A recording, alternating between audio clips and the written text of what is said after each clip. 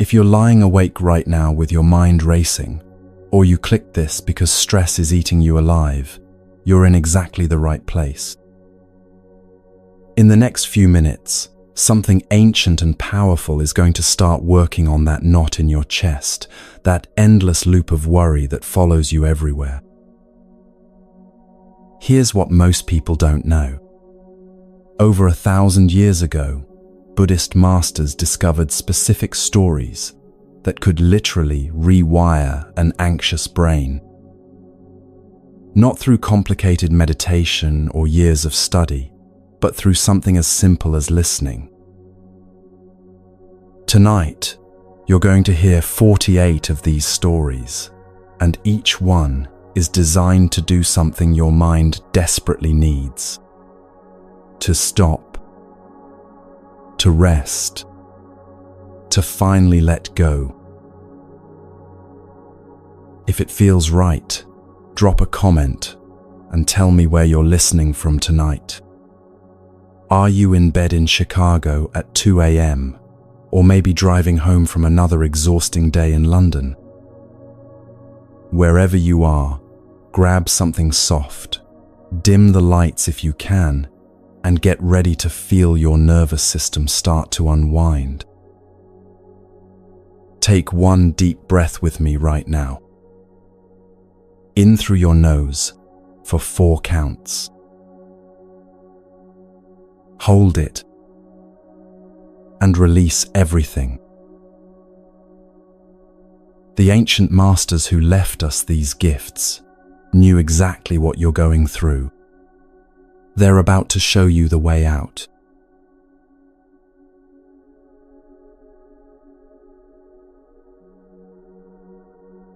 There was a monk who couldn't sleep. Night after night, his mind would circle the same question like a bird trapped in a cage. You know that feeling, don't you? When your thoughts won't let you rest, when you need an answer so desperately that the not knowing becomes a physical ache in your chest. He finally gathered the courage to approach Master Joshu, his voice barely a whisper. Does a dog have Buddha nature? This wasn't intellectual curiosity. This was a soul crying out for certainty in an uncertain world. Joshu looked into those tired eyes, saw the exhaustion that comes from thinking too much, and offered one simple word: Mu. Nothing. No. The monk's face crumpled. This wasn't the answer he'd come for. But something deeper than disappointment was stirring in his chest. For the first time in months, his mind went completely quiet. Feel that silence for a moment. Mu. What if every question keeping you awake tonight could receive that same gentle response? Not because your concerns don't matter, but because sometimes the kindest thing you can offer an overworked mind is permission to not know. Permission to rest in the mystery instead of solving your way to peace. But wait, there's something I need to tell you about what happened to that monk afterwards. Because this is where the story gets really interesting. He didn't just walk away confused and disappointed. He stayed with that word mu for months, carrying it with him like a stone in his pocket. Every time his mind started its familiar spiraling, he would whisper it to himself. Mu. And slowly, something extraordinary began to happen. The word stopped being a word and became a doorway. A doorway into the space where all questions dissolve, where peace lives before your mind divides it into problems and solutions. Maybe you've been carrying your own version of that monk's question tonight. Maybe you're lying there wondering about your relationship, your career, your purpose, your worth? What if those questions don't need answers right now? What if they just need the gentle recognition that it's okay to not know? Let Mu work its ancient magic on whatever's keeping your mind busy. In that same monastery lived Master Gute, who had discovered something beautiful about the nature of truth. When visitors came with complex spiritual questions, desperate for elaborate teachings, he would simply raise his finger toward the sky. That gesture contained everything. No words needed. No explanations. Just that pure pointing toward what was always already here. A young attendant watched this daily miracle and began copying his master. But copying and being are different things, aren't they? One day, with the fierce love that only truth can inspire, Gute cut off the boy's imitation finger. As the child ran away crying, Gute called his name. When the boy turned, tears streaming, the master slowly raised his own finger. In that moment, the boy's tears transformed from pain to recognition. He saw what he'd been missing. The finger was never the point. The pointing was everything. Here's what nobody tells you about that story. The boy lived to be 93 years old, and for the rest of his life, whenever anyone asked him about that day, he would smile and say, "I learned the difference between having the answer and being the answer." He never raised his finger again, but somehow, everything he did became a pointing toward truth. The way he swept the courtyard, the way he served tea, the way he listened to troubled visitors. His whole life became one continuous gesture toward what matters most. Right now, you're not learning about Zen. You're experiencing it. The peace settling into your bones isn't coming from understanding these words. It's arising from the simple act of listening, of being present to something larger than your worried thoughts. This is what Gute's finger was pointing toward all along. But let me share something that might surprise you. There was another master in a neighboring monastery who heard about Gute's finger pointing and decided to visit. When he arrived, he asked Gute the deepest question he could think of. Up went the finger, just as expected. But this master smiled and said, "Thank you for showing me what you don't understand." Then he walked away, leaving Gute speechless for the first time in decades.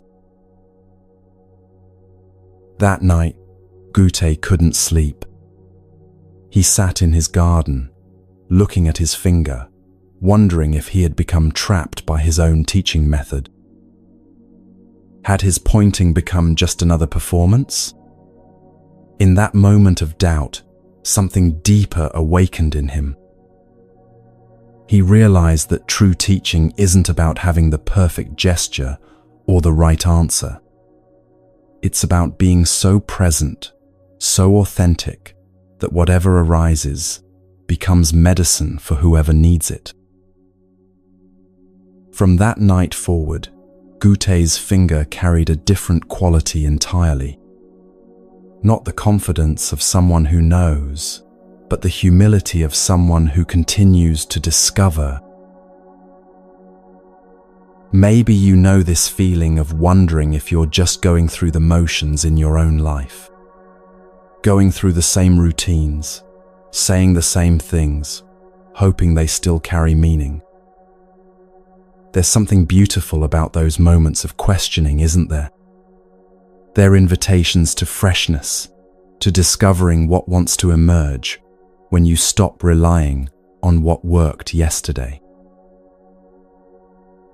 Master Kyogen once presented an impossible choice that mirrors every difficult decision you've ever faced. Imagine a man hanging from a tree branch by his teeth over a precipice, he said softly. Someone below asks him a question that could save their spiritual life. If he doesn't answer, he fails them. If he opens his mouth, he falls to his death. The students sat in stunned silence, feeling the weight of impossible choices they recognized from their own lives. Maybe for you it's the choice between staying in work that pays the bills but kills your spirit, or following your heart into uncertainty. Maybe it's speaking a truth that might end a relationship, or staying silent and betraying yourself. These moments when every option carries unacceptable consequences. When you're hanging by your teeth over your own personal cliff. But what if the teaching isn't about solving the dilemma? What if it's about learning to breathe in that impossible space? Sometimes the most honest response is simply acknowledging that you don't know what to do and finding peace in that honesty. Years later, a student asked Kyogen what he thought the man in the tree should actually do. Kyogen was quiet for a long time before answering. "I think," he said slowly, "the man would open his mouth and fall. Not because it's the right answer, but because some truths are worth dying for. And in that falling, something new would be born that never could have existed while he was hanging on so tightly." The student asked, "But wouldn't he die?" Kyogen smiled. "Who says falling is the end of the story?" There's something here about the courage to let go when holding on has become more painful than the unknown. About trusting the process of transformation, even when you can't see where it leads. Maybe there's something in your life right now that you're gripping so tightly, it's cutting off circulation to your soul. What would it feel like to consider that letting go might be the beginning of something beautiful rather than the end of something safe? A young monk burst into Master Joshu's presence, eyes bright with spiritual ambition. "I've just entered the monastery," he announced. "Please teach me the path to enlightenment." You can feel his eagerness, can't you?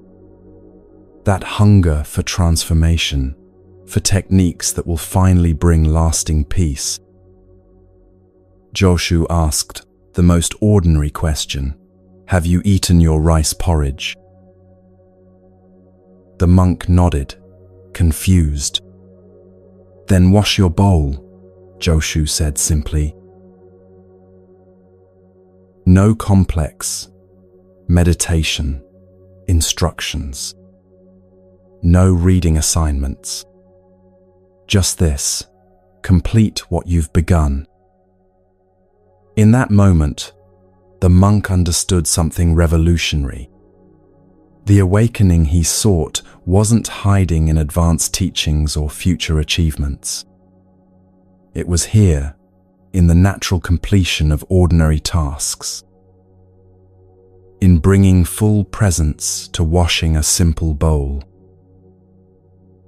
How much peace becomes available when you stop seeking it elsewhere and honor it exactly where you are. But here's what I love about this story. 20 years later, that same monk became a teacher himself. Students would come to him seeking profound wisdom, and he would ask them about their breakfast, tell them to wash their bowls. One day, a frustrated student said, "Master, I've heard this teaching 100 times. When will you give me something deeper?" The monk smiled and handed him a dirty bowl. "Show me how you wash this," he said. The student grabbed the bowl and scrubbed it roughly, impatiently. "Faster, please," he muttered. "I have important spiritual work to do." The teacher gently took the bowl back and began washing it himself. Slowly, carefully, as if it were the most precious thing in the world. He felt the weight of it, noticed the texture of the clay, paid attention to the temperature of the water. The watching student gradually grew quiet, then amazed. "Master," he whispered, "you're washing that bowl like it's sacred." "Isn't it?" the teacher replied. That's when it hits you, isn't it? The realization that there is no ordinary moment, no mundane task, no unimportant breath. That enlightenment isn't about achieving extraordinary states, but about bringing extraordinary presence to the most ordinary experiences. What if the dishes waiting in your sink are actually altars? What if the next email you write could be a love letter to existence itself? What if washing your bowl is the most advanced spiritual practice you'll ever need? There was once a respected teacher who made a mistake that would haunt him for centuries. When asked whether enlightened beings were subject to cause and effect, he answered with spiritual pride, "Enlightened people transcend such laws." The universe has its own way of teaching humility. For 500 lifetimes, he lived as a fox, learning wisdom through vulnerability and hunger. No spiritual concepts could protect him from cold winters or the simple need for food. He learned enlightenment through the honest body of an animal. Centuries later, this fox appeared to Master Hyakujo, carrying both ancient shame and hard-won wisdom. "Please ask me that question again," he begged.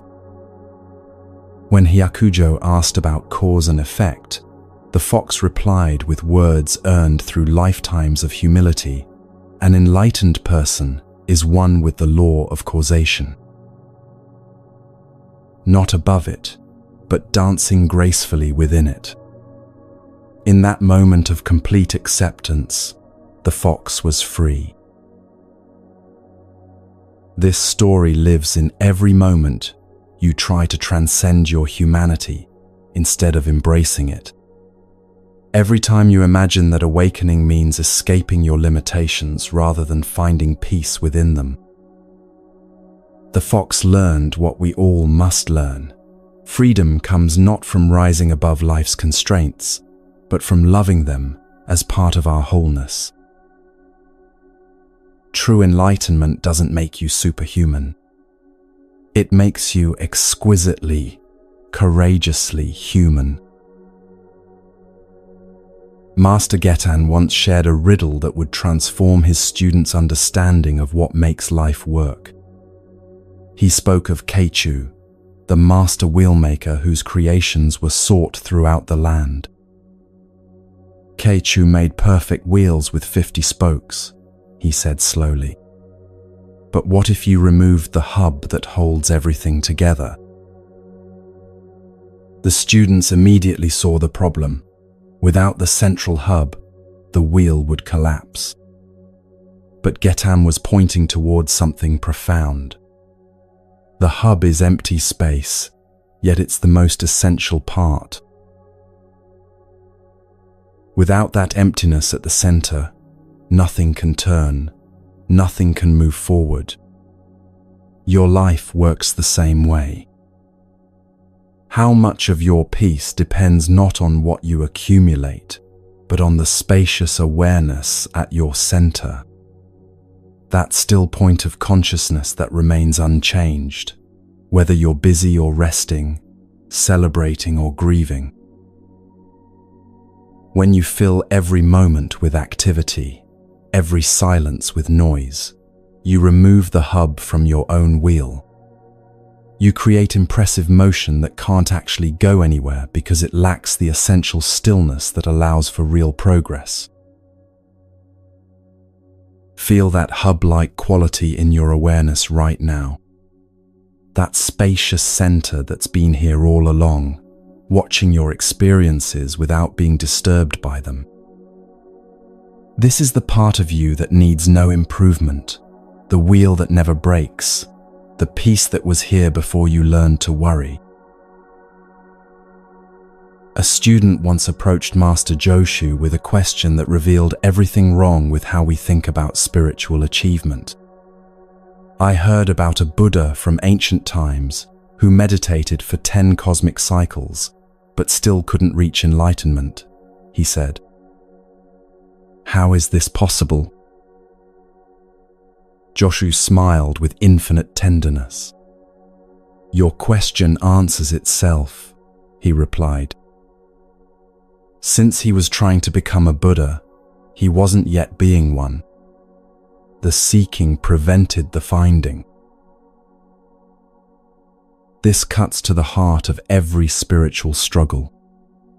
What if the peace you're working so hard to achieve is actually what you're working with right now?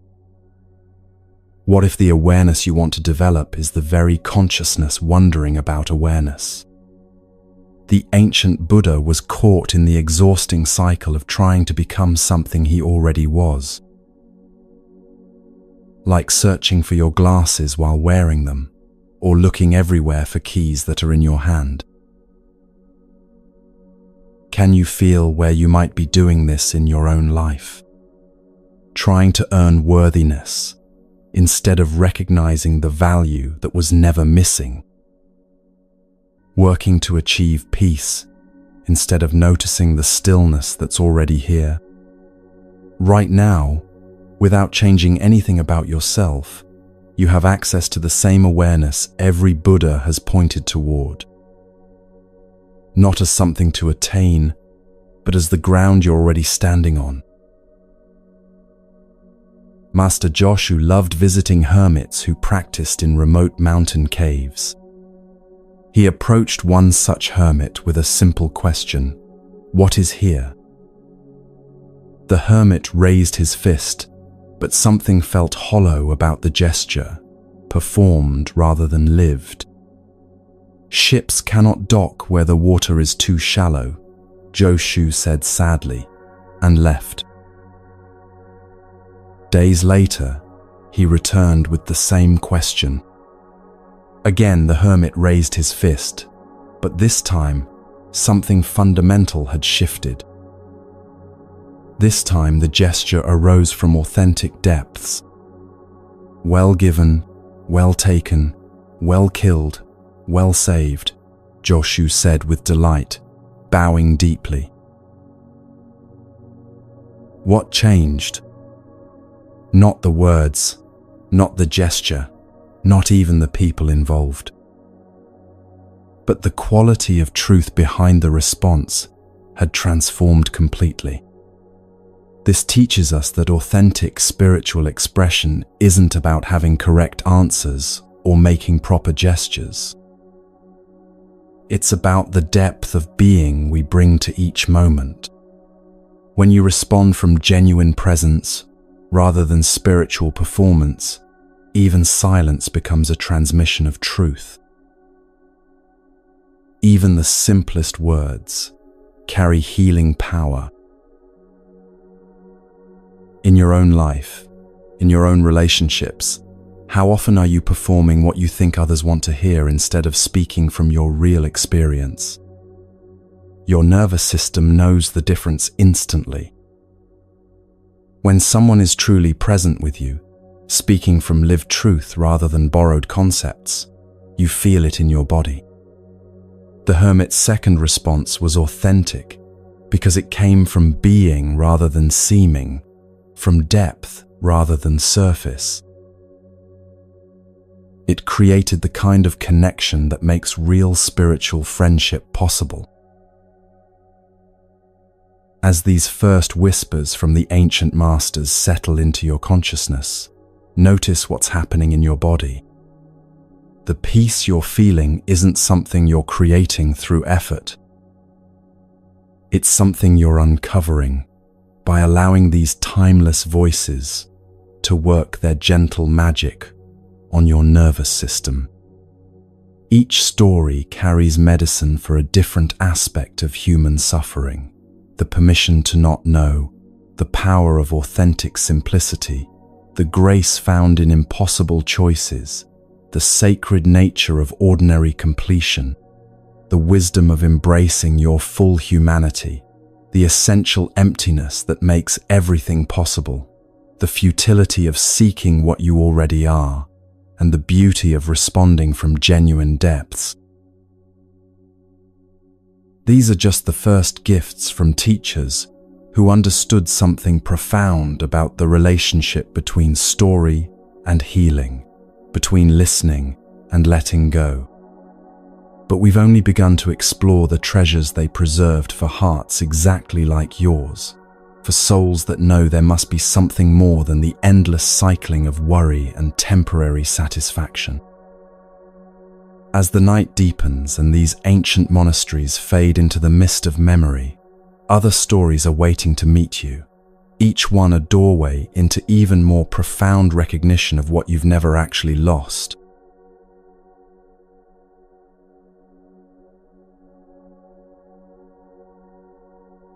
In mountain hermitages where silence taught more than words, other masters were discovering that sometimes the most compassionate thing you can do is cut through the drama that keeps people stuck in their own suffering.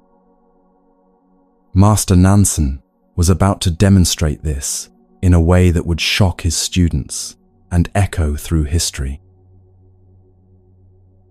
The eastern and western halls of his monastery had been fighting over a cat for weeks. Not just any cat, but a beautiful temple cat that both groups claimed as their own. The arguments grew more heated each day, with monks actually arguing about possession, ownership, who deserved the cat's affection. Can you imagine? These are people who had supposedly renounced all worldly attachments, fighting over a cat like children over a toy. One day, Nansen had enough. He walked into the courtyard where the monks were gathered, picked up the cat, and held it high above his head. "If any of you can say one true word," he announced, "you can save this cat. If not, I will cut it in two." The monks stood in stunned silence. All their philosophical training, all their meditation practice, all their spiritual concepts, and not one of them could speak a single word of authentic truth. So Nansen did exactly what he promised.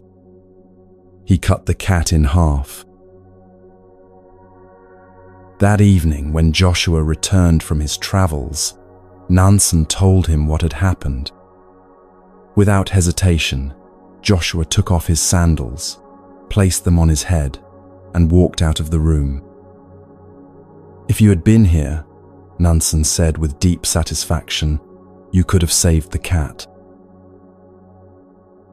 Now, before you get upset about the cat, let me tell you something most people miss about this story. There are scholars who believe no actual cat was harmed, that this was a teaching demonstration using a stuffed cat or wooden figure. But that's not really the point, is it? The point is what happens when we get so caught up in our positions, our righteousness, our need to be right, that we lose sight of what actually matters. How many relationships have you seen destroyed by people fighting over who's right instead of asking what's loving? Joshua's response with the sandals on his head was perfect because it was completely absurd, completely outside the framework of argument and position-taking. It was pure, spontaneous authenticity that cut through all the mental drama immediately. Sometimes, the most enlightened response to conflict isn't to take a side or find a compromise. Sometimes it's to do something so unexpected, so genuine, that it stops everyone's story-making mind in its tracks. What would it look like to put sandals on your head in the middle of your own stuck patterns? But wait, there's more to Joshua's story that night. After he walked out with the sandals on his head, he went to the temple garden and sat with the monks who had been fighting.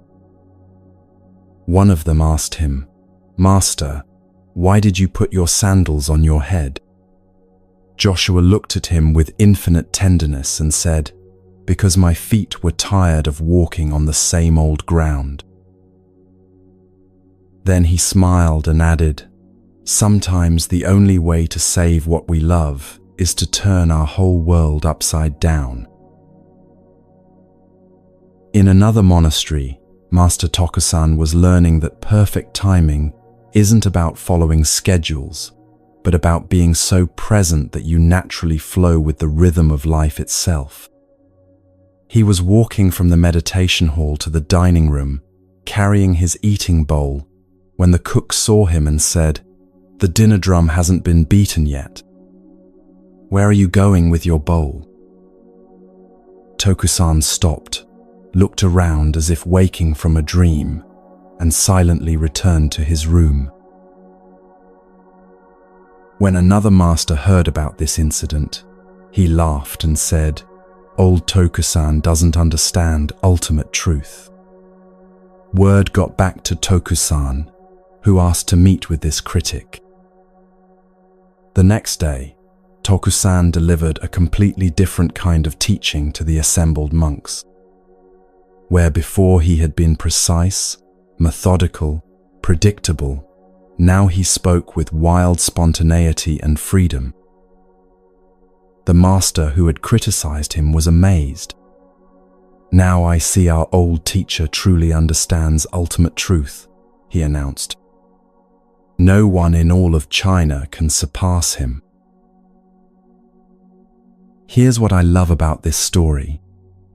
Tokusan wasn't embarrassed by his mistake. He used it as a doorway into deeper authenticity. How often do we get so invested in appearing perfect, so afraid of being caught in an error, that we miss the gift hidden in our mistakes?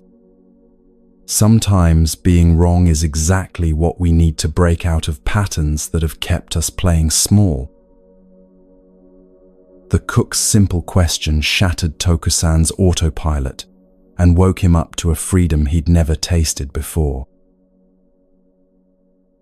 Maybe there's something in your life right now where you've been going through the motions, following someone else's schedule, instead of listening to your own inner timing. What would it feel like to be caught off guard in a way that wakes you up to what you really want? Sometimes the most embarrassing moments become the most liberating ones when we stop defending and start discovering. Master Uman had a way of asking questions that would haunt his students for years. One day he asked them, "The world is such a wide world. Why do you answer a bell and put on ceremonial robes?" In other words, with infinite possibilities available to you, why do you keep responding to the same old conditioned patterns? Why do you keep showing up as the same person you've always been, instead of discovering who you might become? This question lives in every moment you choose. Habit over possibility, safety over growth, the known over the mysterious. The bell rings with some familiar trigger, some old story about who you are or what you're supposed to do, and automatically you put on the robes of your conditioned identity. But what if you didn't answer that bell this time? What if you let it ring while you discovered what wants to emerge when you're not busy being who you think you are? One of Amun's students spent 3 years contemplating this question. Finally, he came back and said, "Master, I think I understand. We answer the bell and put on robes because in a world of infinite possibility, it's the choice to show up with intention that makes us human." Amun nodded slowly. "And what," he asked, "makes that choice sacred?" The student was quiet for a long moment. "Because," he whispered, "it's the only moment we actually have." There's something profound here about the relationship between structure and freedom. We answer the bell not because we have to, but because choosing to respond consciously is different from reacting unconsciously.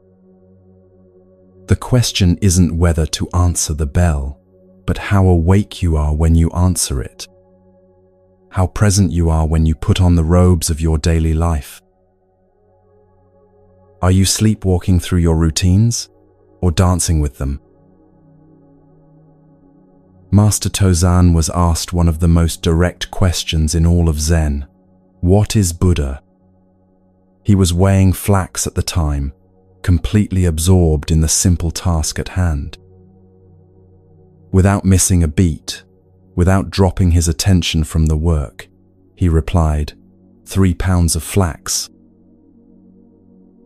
The student stood there bewildered, expecting some profound philosophical answer about the nature of enlightenment.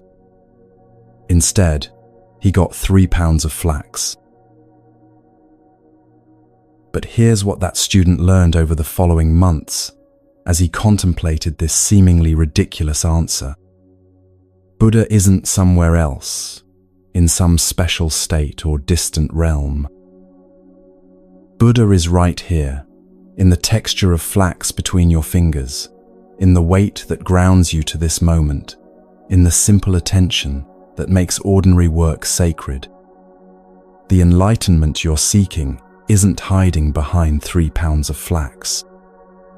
It's 3 pounds of flax, experienced with complete presence.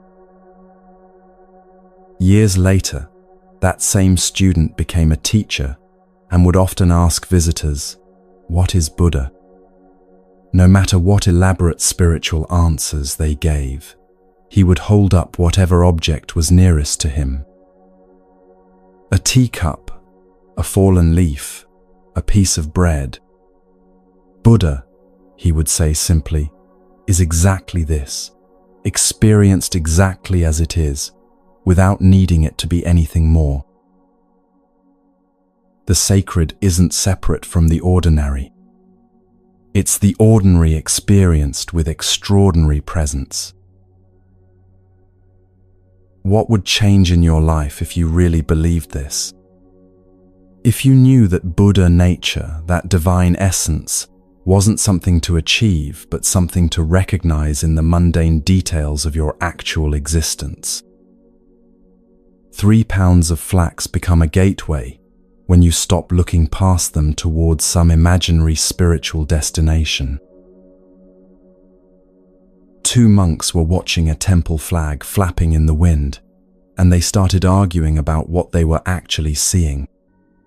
"The flag is moving," said one. "No, the wind is moving," said the other.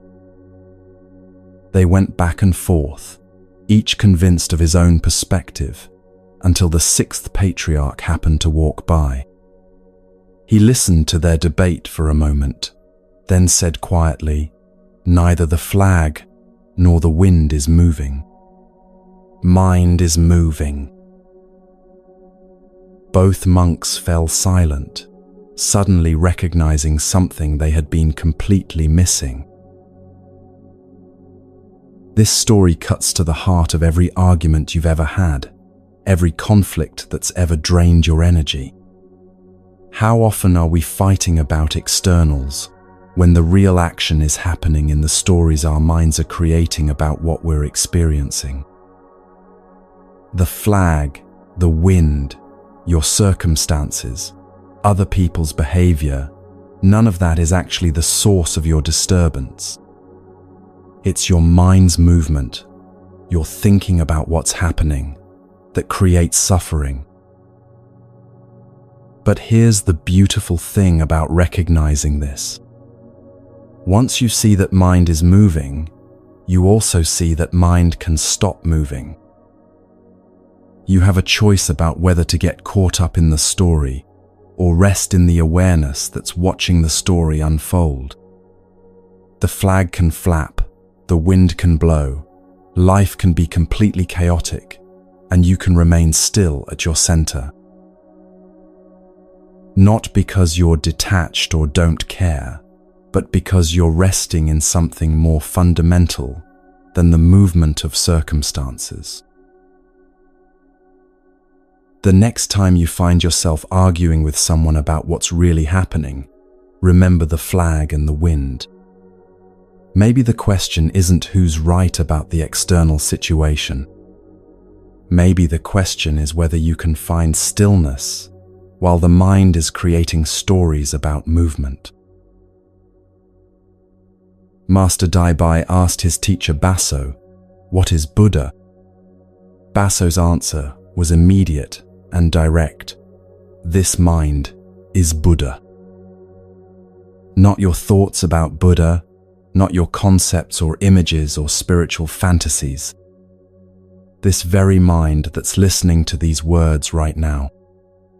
The awareness that's been here all along, closer than your breath, more intimate than your heartbeat. You already have what you've been seeking. You already are what you've been trying to become. But watch what happens next in the story.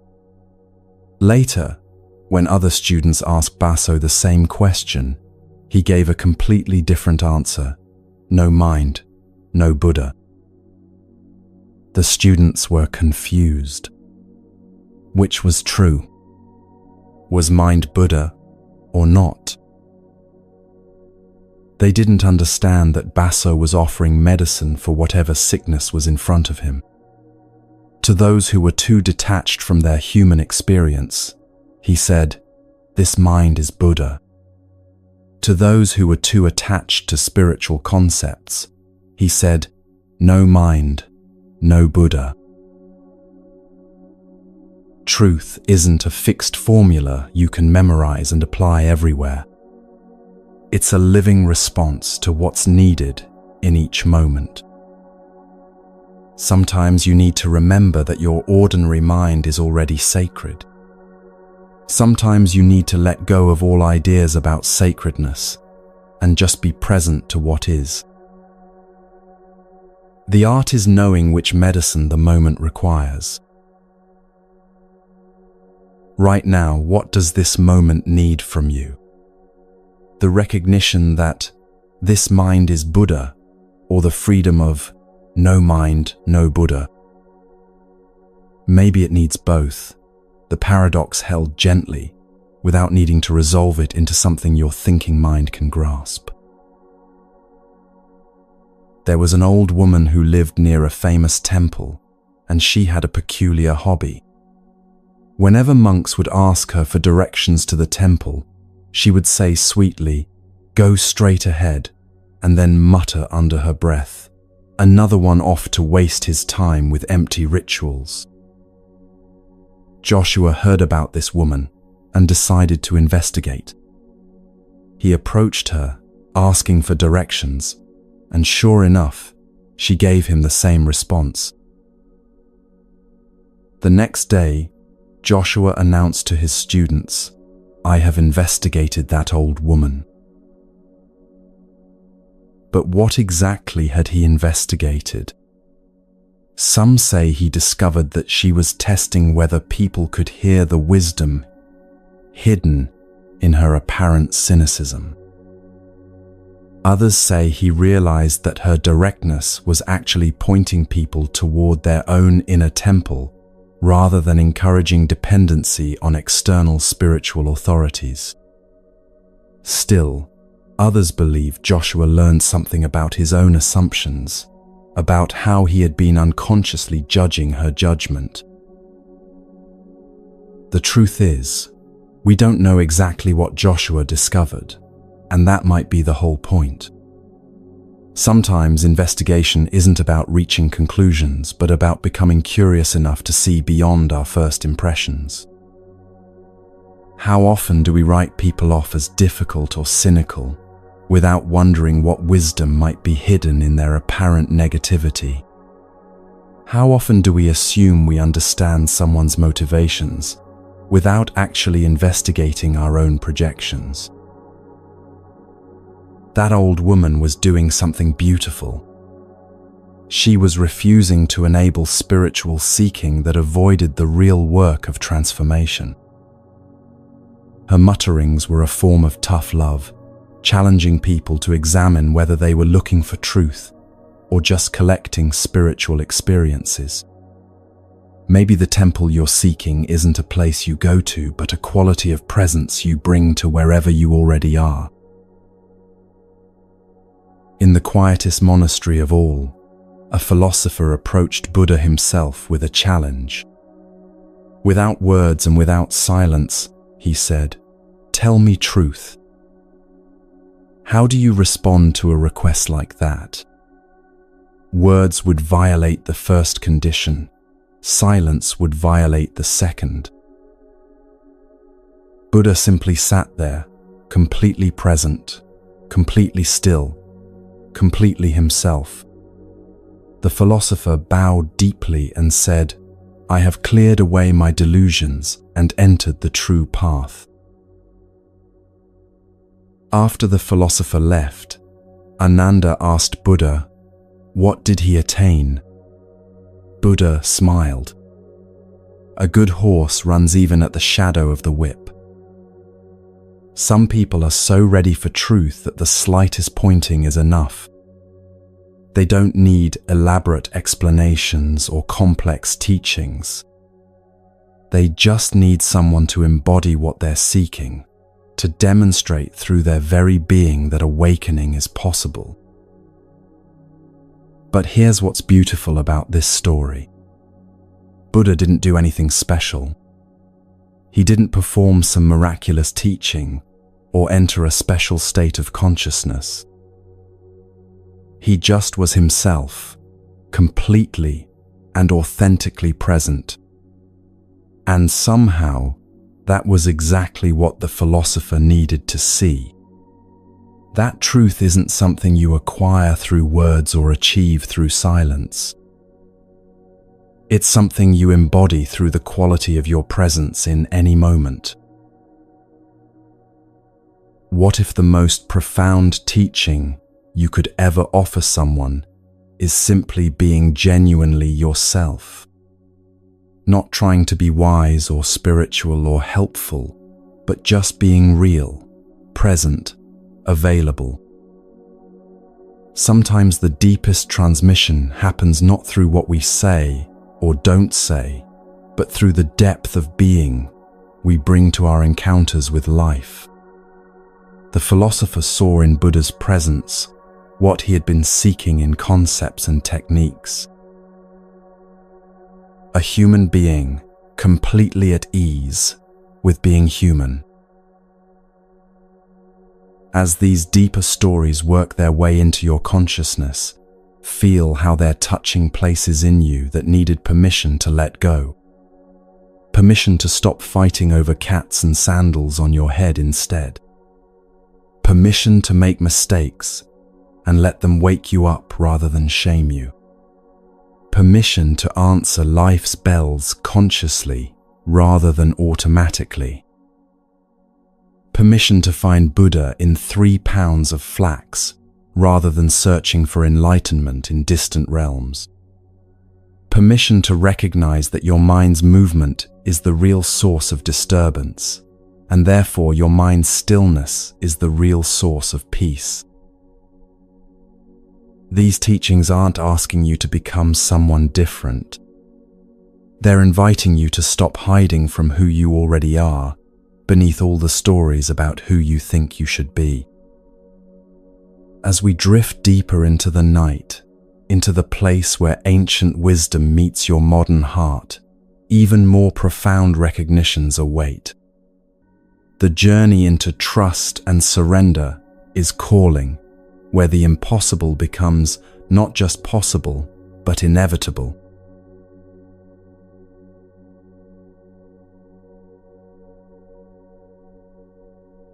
When you've been seeking long enough, when you've tried every technique and read every book, and still find yourself longing for something deeper, the ancient masters have one more gift to offer. It's the most counterintuitive teaching of all, the invitation to stop seeking entirely. Not because seeking is wrong, but because sometimes what you're looking for can only be found when you finally have the courage to stop looking. Master Basso was sitting with a student who had been meditating for years, desperately trying to become enlightened. "What is Buddha?" the student asked for probably the 100th time. This time, instead of his usual, "This mind is Buddha," Basso looked at him with infinite compassion and said, "This mind is not Buddha." The student's face went white. "But Master, yesterday you told me this mind is Buddha. Now you're saying it's not. Which is true?" Basso smiled with the tenderness of someone watching a beloved child finally ready to let go of training wheels. "Neither," he said softly. "Buddha is not a thing to have or not have. Buddha is not a concept to understand or misunderstand. You've been trying so hard to become Buddha that you've completely missed being Buddha. You've been polishing a tile, thinking it could become a mirror." In that moment, something the student had been grasping for years simply fell away. Not because he finally understood it, but because he finally understood that understanding wasn't the point. Here's what nobody tells you about spiritual seeking. There comes a moment when all your effort, all your practice, all your sincere trying has to be offered up like flowers on an altar. Not because they were wasted, but because they brought you to the edge of a mystery that can only be entered empty-handed. You can't think your way into trust. You can't practice your way into surrender. You can only arrive at the place where you're finally willing to not know what comes next. Master Nansen was approached by a student who had been studying the concept of the pathless path for months. "I understand intellectually that seeking is the problem," the student said earnestly. "But how do I stop seeking without making stopping into another form of seeking?" Nansen was quiet for a long time before answering.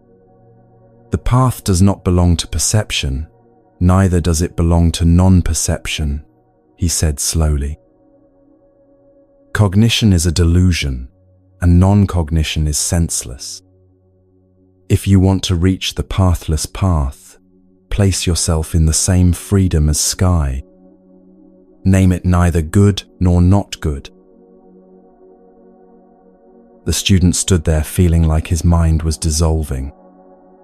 This wasn't an answer his thinking could grasp, or his willpower could execute. It was an invitation into a way of being that was beyond all his categories of seeking and not seeking, knowing and not knowing. "But Master," he whispered, "how do I place myself in the freedom of sky?" Nansen pointed upward. "Does the sky try to be free?"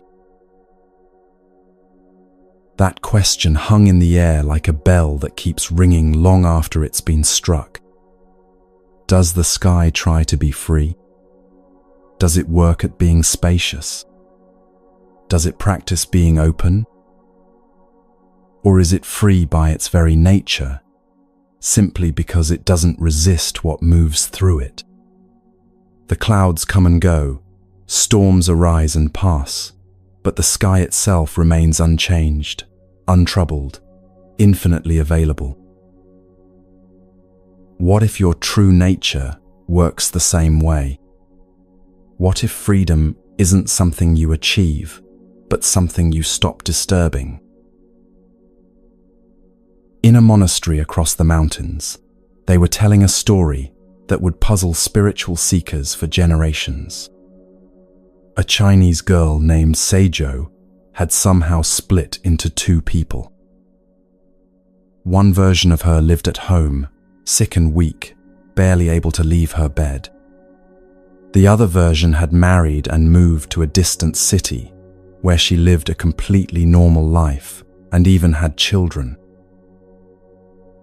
Both versions were equally real, equally her. When she finally died, the two Seijos merged back into one. The question that haunted everyone who heard this story was simple. Which one was the real Seijo? Master Mumon, who recorded this story, offered a teaching that cuts to the heart of every identity crisis you've ever experienced. When you understand this, he said, you know it's possible to come out from one shell and enter another, like stopping at different hotels during a long journey.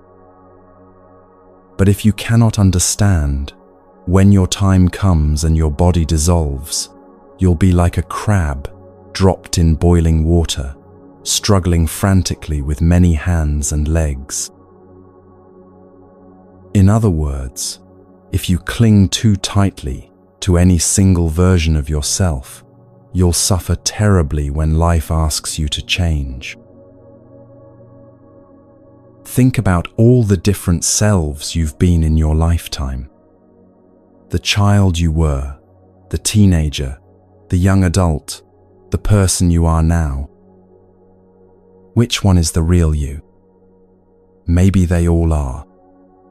Maybe you're like Seijo, constantly moving between different expressions of the same essential being. Maybe the question isn't which self is real, but whether you can love all yourselves with equal tenderness. The sick self and the healthy self, the confused self and the clear self, the self that struggles and the self that soars. What if they're all just different costumes worn by the same unchanging awareness? But here's where the story gets really interesting. According to the legend, when the two Seijos finally merged, she wasn't confused about which experiences belonged to which version. She remembered everything: the sickness and the health, the loneliness and the love, the confinement and the freedom. She had learned something that most of us spend our whole lives trying to understand: that we are vast enough to contain all our contradictions, spacious enough to hold all our different selves without needing to choose between them. The real Seijo was the one who could embrace both versions without rejecting either. Master Goso was famous for impossible questions, but this one stopped everyone in their tracks. When you meet a Zen master on the road, you cannot talk to him and you cannot face him with silence. What are you going to do? His students would sit with this riddle for months, their minds spinning in circles trying to find some response that fit the impossible criteria. If you can't speak and you can't stay silent, what options are left? One student spent an entire winter contemplating this question. He tried imagining every possible scenario, every creative response he could think of. Finally, spring arrived, and with it came a traveling master who stopped at their monastery. The student saw this as his chance to test the koan in real life. He approached the visiting master with Goso's impossible question burning in his mind. As he got closer, trying to figure out what to do, the master suddenly smiled and embraced him. In that moment of unexpected warmth, all the student's mental struggling simply melted away. He found himself laughing and crying at the same time, not because he had found the answer, but because he had discovered that some encounters transcend all categories of response. When he told Goso what had happened, his teacher nodded with deep satisfaction. "Now you understand," Goso said. "The answer isn't something you do or don't do. It's something you become. When you meet a real master on the road, your whole being becomes the response. Not through talking or not talking, but through the quality of presence you bring to the meeting." The student realized he had been trying to solve the riddle with his mind, when it could only be lived with his whole being. Maybe you've encountered people in your life who had this quality, where just being in their presence was more meaningful than any conversation you could have had. Where words felt unnecessary because something deeper was being communicated through the simple fact of authentic meeting. This is what Goso was pointing toward, the possibility of response that comes from your entire being rather than just your thinking mind.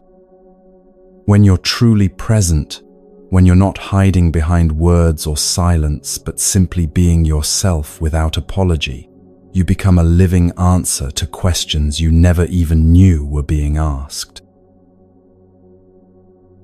Here's a story that will change how you think about obstacles and completion. Master Goso spoke of a buffalo who passes through an enclosure to the edge of an abyss. His horns pass through, his head passes through, his hooves pass through, Goso said slowly, building suspense. But why can't his tail pass through? What could possibly stop a tail if everything else has already made it through? His students wrestled with this image for months. Some thought it was about the last bit of ego that refuses to let go.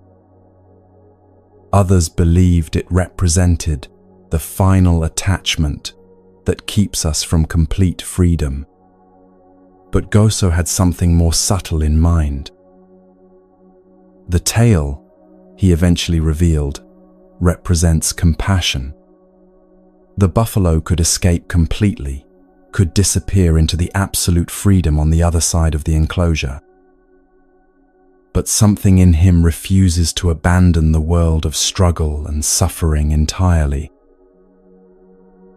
The tail that won't pass through is his connection to all the beings still trapped in the enclosure, still needing help, still seeking the way out. This is the paradox of true spiritual maturity. The closer you get to complete freedom, the more your heart opens to those who are still struggling. You could disappear into blissful detachment, but love won't let you. Some part of you remains available, remains engaged, remains committed to the possibility that everyone can find their way through the enclosure. The tail that gets stuck isn't a failure of enlightenment. It's enlightenment, choosing to stay connected to the world that needs it.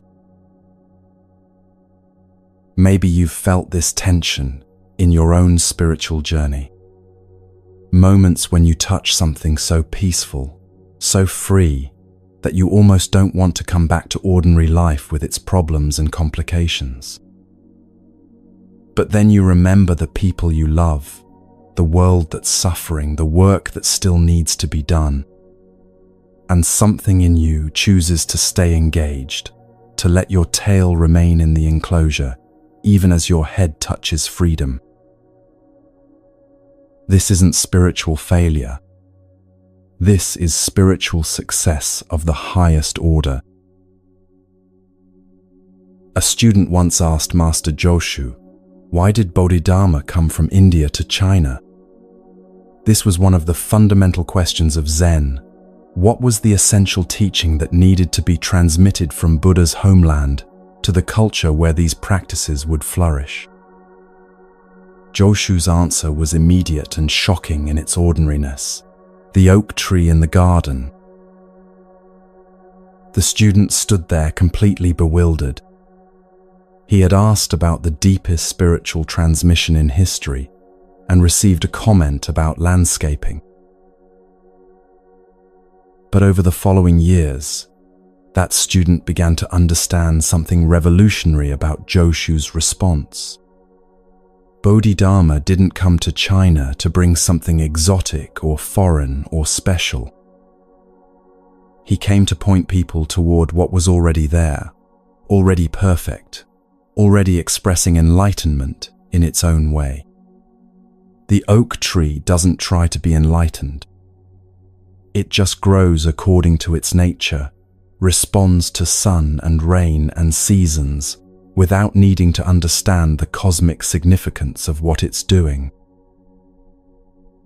It's completely itself without apology or effort or spiritual ambition.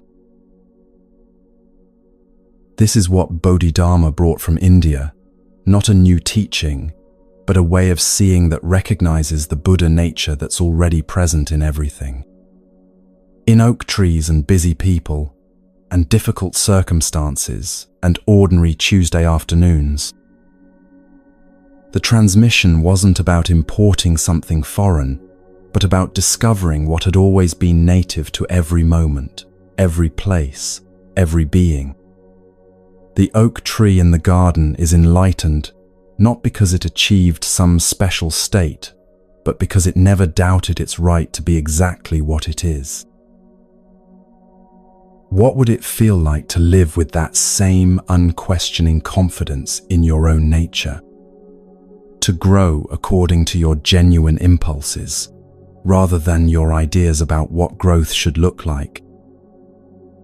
To respond to life's seasons without needing to understand their cosmic purpose. The oak tree teaching is an invitation to stop trying to become enlightened and start expressing the enlightenment that's already here, waiting to be lived rather than achieved. Master Hyakujo was getting old and needed to choose someone to start a new monastery. He decided to hold a contest among his students. Placing a water pitcher on the ground, he asked, "Who can tell me what this is without using its name?" The head monk, who everyone expected to win, gave an elegant answer, "No one can call it a wooden shoe." Clever, poetic, showing off his understanding of Zen paradox. But then Isan, the cook, simply walked over and kicked the pitcher over with his foot and walked away. Hyakujo smiled and said, "The head monk loses. Isan will start the new monastery." Everyone was shocked. How could the uneducated cook defeat the learned scholar? But Hyakujo understood something about leadership that goes beyond intellectual brilliance or spiritual sophistication. True authority comes from the willingness to act directly from your authentic understanding rather than from your ideas about what others expect to hear. Isan didn't try to impress anyone with clever words or philosophical concepts. He simply responded from his gut, did what the moment called for, and trusted that his authentic action would speak louder than any explanation. The head monk had fallen into the trap of performing wisdom instead of living it. His answer was technically correct but spiritually dead, more concerned with appearing enlightened than with responding genuinely to the question at hand. Isan's kick was alive, spontaneous, completely present to what was actually being asked beneath the words. He wasn't trying to show off his understanding. He was simply being himself without apology or calculation. This story lives in every moment when you have to choose between saying what you think people want to hear and expressing what you actually know to be true, between performing competence and acting from authentic confidence. Sometimes the most enlightened response isn't the most sophisticated one. Sometimes it's the one that comes from your deepest honesty rather than your cleverest thinking. Isan's willingness to risk looking foolish by following his genuine impulse is what made him worthy to lead others. The final story from this collection takes us to the very beginning of Zen's transmission to China. Bodhidharma sat facing a wall for 9 years, and during that time, his future successor stood in the snow outside, cutting off his own arm to demonstrate his sincerity. "My mind is not pacified," the successor cried. "Master, please pacify my mind." Bodhidharma turned from his wall gazing and said, "Bring me your mind and I will pacify it." The successor searched within himself frantically, trying to locate this mind that needed pacifying. Finally, he said, "When I search for my mind, I cannot find it anywhere." "There," said Bodhidharma with infinite gentleness, "I have pacified your mind." This is the ultimate teaching about the nature of the problems we think we have. When you look directly for the mind that's disturbed, the self that's broken, the person who needs fixing, what do you actually find? Not some solid, findable thing that can be repaired or improved, but a kind of open space, a flowing process, an awareness that's always been naturally peaceful beneath all the stories about disturbance. The mind that needs pacifying is like a mirage in the desert.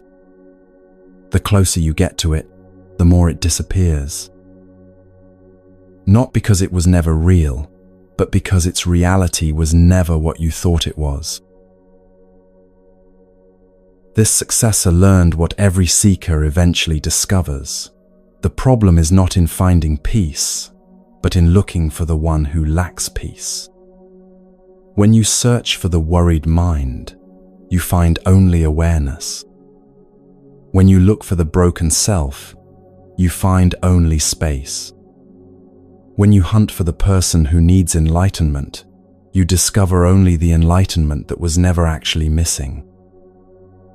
Bodhidharma didn't pacify his successor's mind by doing something to it. He pacified it by helping him see that there was no disturbed mind to be found.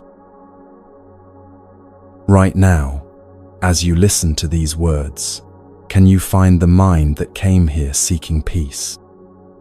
Can you locate the self that needs healing? Look closely, with the same sincere intensity as Bodhidharma's successor. What you'll discover is what he discovered, that the seeker and the sought, the problem and the solution were never two different things. They were always one seamless movement of consciousness exploring itself, like the ocean pretending to search for water. These stories of profound trust have been working their magic in you while you listened, haven't they? Loosening the grip of concepts that seemed so solid, melting the boundaries between seeker and sought, revealing the freedom that was never actually confined. Each teaching points beyond itself toward the recognition that what you've been seeking through effort is what you've always been expressing through existence. The path that leads beyond all paths, the teaching that transcends all teachings, the awakening that discovers it, was never asleep. As we rest here at the threshold between seeking and finding, between effort and grace, even deeper mysteries are stirring in the ancient darkness, ready to reveal themselves to hearts that have learned to trust the unknown more than the familiar, the mystery more than the map.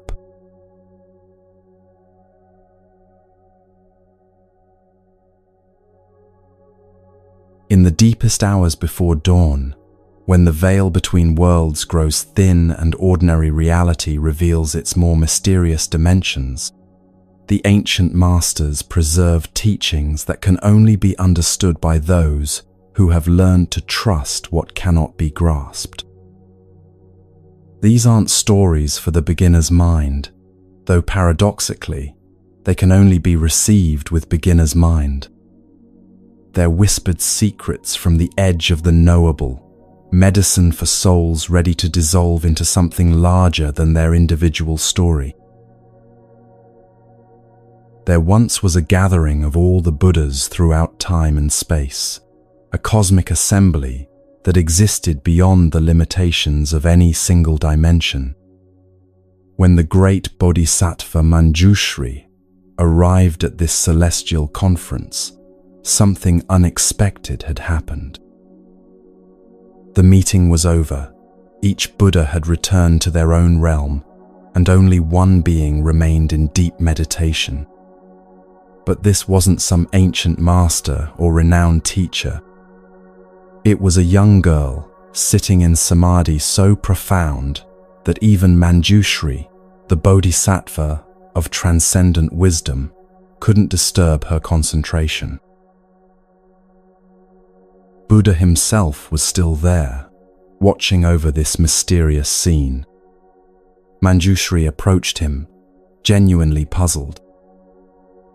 "How is it possible," he asked, "for this girl to attain a meditative state that I, with all my eons of practice and accumulated wisdom, cannot even approach?"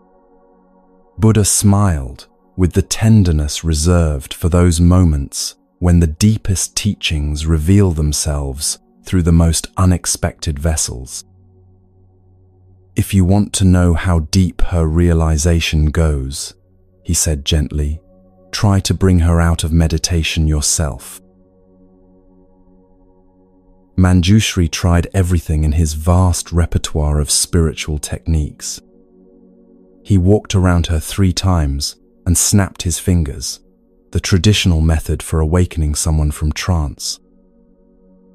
Nothing. He used his miraculous powers to transport her to high heaven and called to her with the voice that can reach across dimensions. Still nothing. This girl remained completely absorbed in a depth of being that even the Bodhisattva of wisdom couldn't touch. Finally, Buddha offered a teaching that would shatter every assumption about spiritual development and worthiness. Even 100,000 Manjushris couldn't disturb her now, he said. But there's a Bodhisattva called Delusion who lives far below this place. If he comes, she will awaken immediately. Before Buddha had even finished speaking, this Bodhisattva Delusion sprang up from the earth and bowed. He approached the girl and simply snapped his fingers once. Instantly, she opened her eyes and emerged from her profound meditation, as if she had been waiting for exactly this moment, exactly this person, exactly this simple gesture. Here's what will bend your mind about this story. The girl couldn't be awakened by wisdom, by technique, by spiritual authority, or by transcendent power.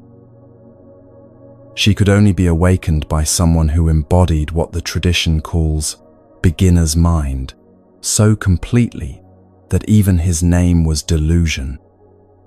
Not because he was actually deluded, but because he had gone so far beyond the need to appear wise that he could afford to be called foolish.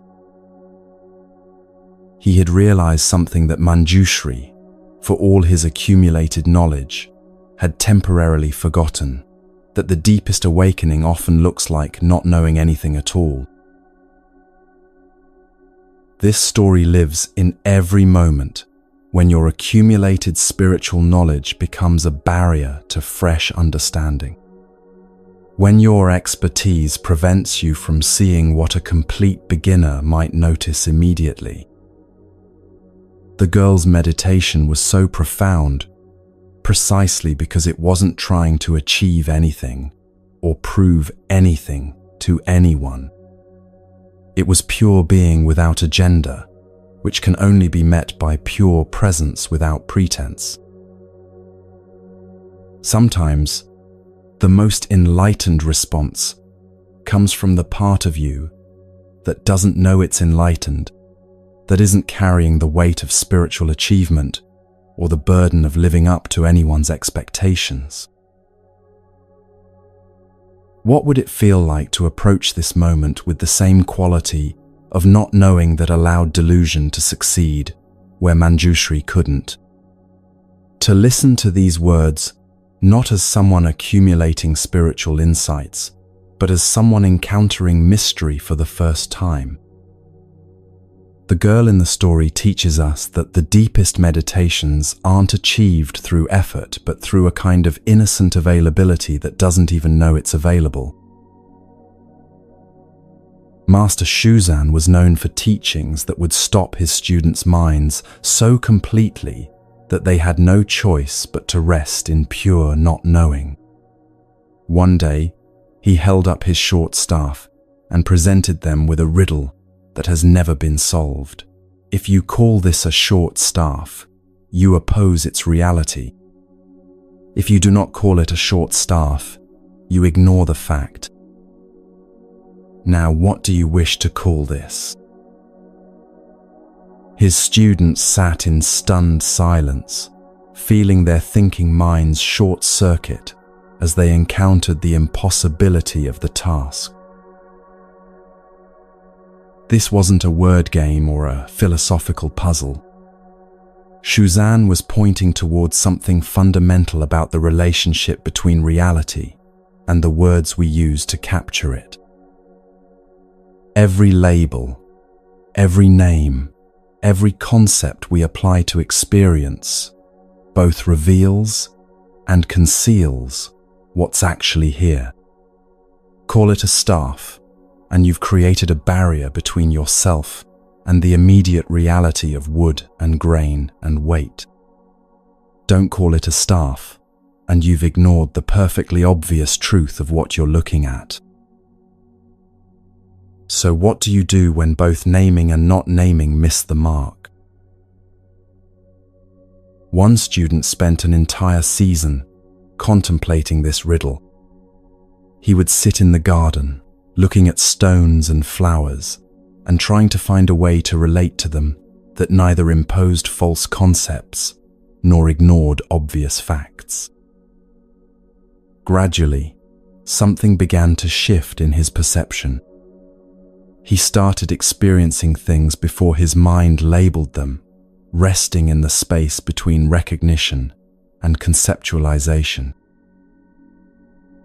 When he finally returned to Shuzan, he didn't try to answer the riddle with words. He simply picked up the staff, held it for a moment with complete presence, and then set it down again. Shuzan nodded with deep satisfaction. "Now you understand," he said.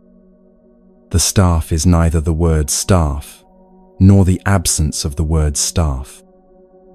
It's this immediate reality that exists before all our stories about what it is or isn't." This teaching cuts to the heart of how we relate to every experience in our lives. How often do we miss the actual reality of what's happening because we're so busy naming it, categorizing it, deciding whether we like it or not? Your feelings aren't just anxiety or sadness or joy.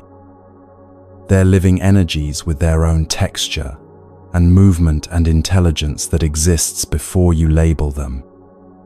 Your relationships aren't just good or bad or complicated. They're dynamic dances of connection and separation that flow in ways too subtle for any category to capture. Shuzan's staff is an invitation to meet life before your mind decides what it is, to rest in the immediate reality that's always richer and more mysterious than any description could contain. Master Basho offered one of the most paradoxical teachings ever recorded. When you have a staff, I will give it to you. If you have no staff, I will take it away from you. His students would stare at him as if he had lost his mind. How can you give someone something they already have? How can you take away something they don't possess? But Basho was pointing toward a way of relating to life that transcends the ordinary logic of having and not having, giving and receiving.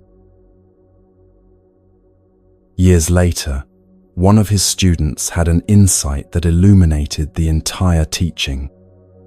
"Master," he said excitedly, "I think I understand about the staff. When I think I have wisdom, you show me my ignorance.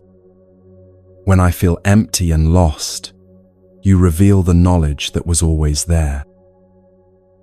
You give to those who are ready to receive and take from those who are clinging too tightly." Basho smiled, but then asked, "And what about the staff itself? What is this staff that can be given and taken?" The student was quiet for a long time before answering. "The staff is confidence," he whispered. "When I'm trying to be strong, you show me that real strength comes from acknowledging weakness. When I'm lost in self-doubt, you reveal the unshakable knowing that lives beneath all uncertainty. You're always offering exactly what I don't think I have, and removing exactly what I think I need to hold on to." This time, Basho nodded, with complete approval. "Now you see," he said, "the staff supports whatever needs support and clears away whatever blocks the path. True teaching gives you what you actually need, not what you think you want. This is how life itself works when you learn to trust its intelligence. When you're feeling too detached, it gives you experiences that break your heart open. When you're overwhelmed by emotion, it offers opportunities for stillness and perspective. When you're taking yourself too seriously, it delivers humbling reminders of your humanity. When you're lost in self-doubt, it presents moments of undeniable clarity about your worth and purpose. Basho's staff is the perfect responsiveness of existence itself, always offering exactly what's needed for your next step in awakening, even when it's not what your personality would choose. In a teaching that dissolves all concepts of time and spiritual hierarchy, Master Hoen posed a question that has mystified seekers for centuries. The past and future Buddhas both are his servants. Who is he? Think about what this means. Every Buddha who has ever lived, every awakened being who will ever exist, all serving someone or something even more fundamental than enlightenment itself. Who or what could be so essential that even the highest spiritual realization bows before it? Students would meditate on this riddle for years, trying to imagine what could be more ultimate than Buddha nature, more fundamental than awakening itself. Some thought it referred to the absolute reality beyond all form. Others believed it pointed to the source consciousness from which all individual awareness arises. But the answer, when it finally dawned on them, was both simpler and more shocking than any philosophical concept. He is you. Not you as a separate person with problems and achievements, but you as the very awareness in which all experiences of Buddhas and non-Buddhas arise and pass away. Every teaching, every awakened being, every moment of enlightenment serves the fundamental awareness that's reading these words right now. Not because you're special or superior, but because you are the space in which all spiritual seeking and finding takes place. Past Buddhas exist in your awareness of them. Future Buddhas will arise within your capacity to recognize awakening. All of spiritual history, all the teachings and realizations and transmissions serve this immediate awareness that needs no improvement, no development, no enhancement of any kind. You are what every Buddha has been trying to point you back toward, the ordinary miracle of being conscious, aware, present to this moment. This isn't spiritual inflation or ego aggrandizement. It's the most humbling recognition possible that the awareness you take for granted is the very thing that makes all enlightenment possible. Without your capacity to be present, there would be no Buddha nature to recognize. Without your ability to listen, there would be no teachings to receive. You are not a student of consciousness. You are consciousness itself, temporarily pretending to be a student so it can remember what it never actually forgot. Master Seikiso presented perhaps the most vertigo-inducing teaching of all. How will you proceed from the top of a 100-foot pole? His students could picture this perfectly, climbing to the highest possible point, achieving the ultimate spiritual attainment, reaching the peak of realization. And then what? How do you go further when you've already gone as far as possible? How do you transcend transcendence itself? The obvious answers seem to be that you can't go any further. You've reached the end of the path, the completion of the journey, the final achievement. But Seikiso was pointing towards something that shatters every linear concept of spiritual progress. The top of the 100-foot pole isn't the end of the journey. It's the place where the real journey begins. It's where you discover that enlightenment isn't a destination you arrive at, but a doorway you step through into infinite space. One student meditated on this teaching for 3 years before having a breakthrough that changed everything. "Master," he said, trembling with excitement, "I think I understand. You proceed from the top of the 100-foot pole by letting go completely, by stepping off into empty space and trusting that there's something beyond even the highest attainment." Seikiso smiled. "And what do you find when you step off?" The student's eyes filled with tears. "You find that you were never on a pole at all. You were always flying, always free, always in infinite space. The pole was just an illusion of limitation that you had to climb before you could see through it." This teaching lives in every moment when you think you've reached your limits, achieved your maximum potential, gone as far as you can go. Whether it's in your spiritual practice, your creative work, your capacity for love, or your ability to handle life's challenges. The top of the 100-foot pole is any place where you believe you've hit a ceiling, reached a boundary, found the edge of what's possible. But what if every apparent limitation is actually an invitation to discover limitlessness? What if every wall you encounter is really a doorway that only opens when you're willing to step through it without knowing what's on the other side? Master Tosotsu built 3 barriers that every serious student had to pass through. 3 questions that cut to the essence of what spiritual seeking is really about.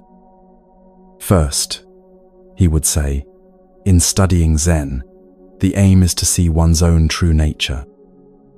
Where is your true nature right now? Students would struggle with this for months, searching everywhere for some essential self they could identify and point to. Second, when you realize your true nature, you will be free from birth and death. But when you close your eyes for the final time, where are you then? This would perplex them even more, challenging their assumptions about what freedom from death actually means. Third, if you are truly free from birth and death, you should know where you are when your body dissolves into the 4 elements. Where are you then? These weren't philosophical questions to be answered, with concepts or meditation experiences to be achieved through practice. They were invitations to discover what remains when every identity, every experience, everything you think you are, is stripped away. A student spent 7 years working with these barriers before finally understanding that they weren't meant to be passed through sequentially. They all pointed to the same timeless recognition from different angles. Your true nature isn't located anywhere, because it's the very space in which all locations appear. Freedom from birth and death doesn't mean living forever, but recognizing what was never born and therefore cannot die. And when the body dissolves, you are where you always were, nowhere and everywhere, as the very awareness in which bodies appear and disappear like waves in an ocean. These 3 barriers reveal the deepest secret of spiritual seeking, that what you're looking for is what you're looking with. The true nature you're trying to find is the awareness that's trying to find it. The freedom you're seeking from birth and death is the timeless presence that observes birth and death without being touched by either. And the you that wonders where you'll be when your body is gone is the same you that wondered where you were before your body was born. Not a soul or spirit or energy that travels from one state to another, but the pure awareness that makes all states possible and remains utterly unchanged by any of them. In the final teaching from this mystical collection, Master Kembo was asked about the origin of the spiritual path itself. All Buddhas of the 10 directions enter the one road of nirvana, a student said. Where does that road begin? Without hesitation, Kembo raised his walking stick and drew a figure in the air. Here it is, he said simply. Another master, Umon, was asked the same question and responded by picking up his fan and saying, "This fan reaches to the 33rd heaven and strikes the nose of the deity there." Both teachers were pointing to something that dissolves every concept of spiritual journey as movement from here to there, from ignorance to enlightenment, from bondage to freedom. The road doesn't begin somewhere else and lead to nirvana. The road is nirvana, has always been nirvana, could never be anything other than nirvana. Every step you've ever taken, every breath you've ever breathed, every moment you've ever experienced has been the road itself. Not because everything is automatically perfect, but because everything is automatically included in the perfection that doesn't require anything to be different than it is. Kembo's walking stick and Uman's fan aren't pointing toward the beginning of the road. They're revealing that wherever you are right now, is where the road has always begun and where it always ends. The spiritual path doesn't start when you begin seeking. It started when you started existing. It doesn't end when you achieve some final realization. It ends in every moment when you recognize that seeking and finding, path and goal, traveler and destination were never actually separate. These mystical depths have been working their magic on you while you listened, haven't they? Dissolving the boundaries between wisdom and innocence, having and not having, past and future, seeking and finding. Each story a doorway into recognizing what was never hidden, each teaching a reminder of what you've never actually lost. The girl in meditation who could only be awakened by not knowing, the staff that exists beyond all naming, the giving and taking that serves exactly what's needed, the mysterious He who is served by all Buddhas, the 100-foot pole that opens into infinite space, the 3 barriers that all point to the same timeless recognition, and the road that begins wherever you are. As these ancient whispers fade into the eternal silence from which they came, the deepest teachings of all are stirring in the darkness, ready to reveal the final secrets to hearts that have learned to trust mystery more than meaning, presence more than understanding, being more than becoming.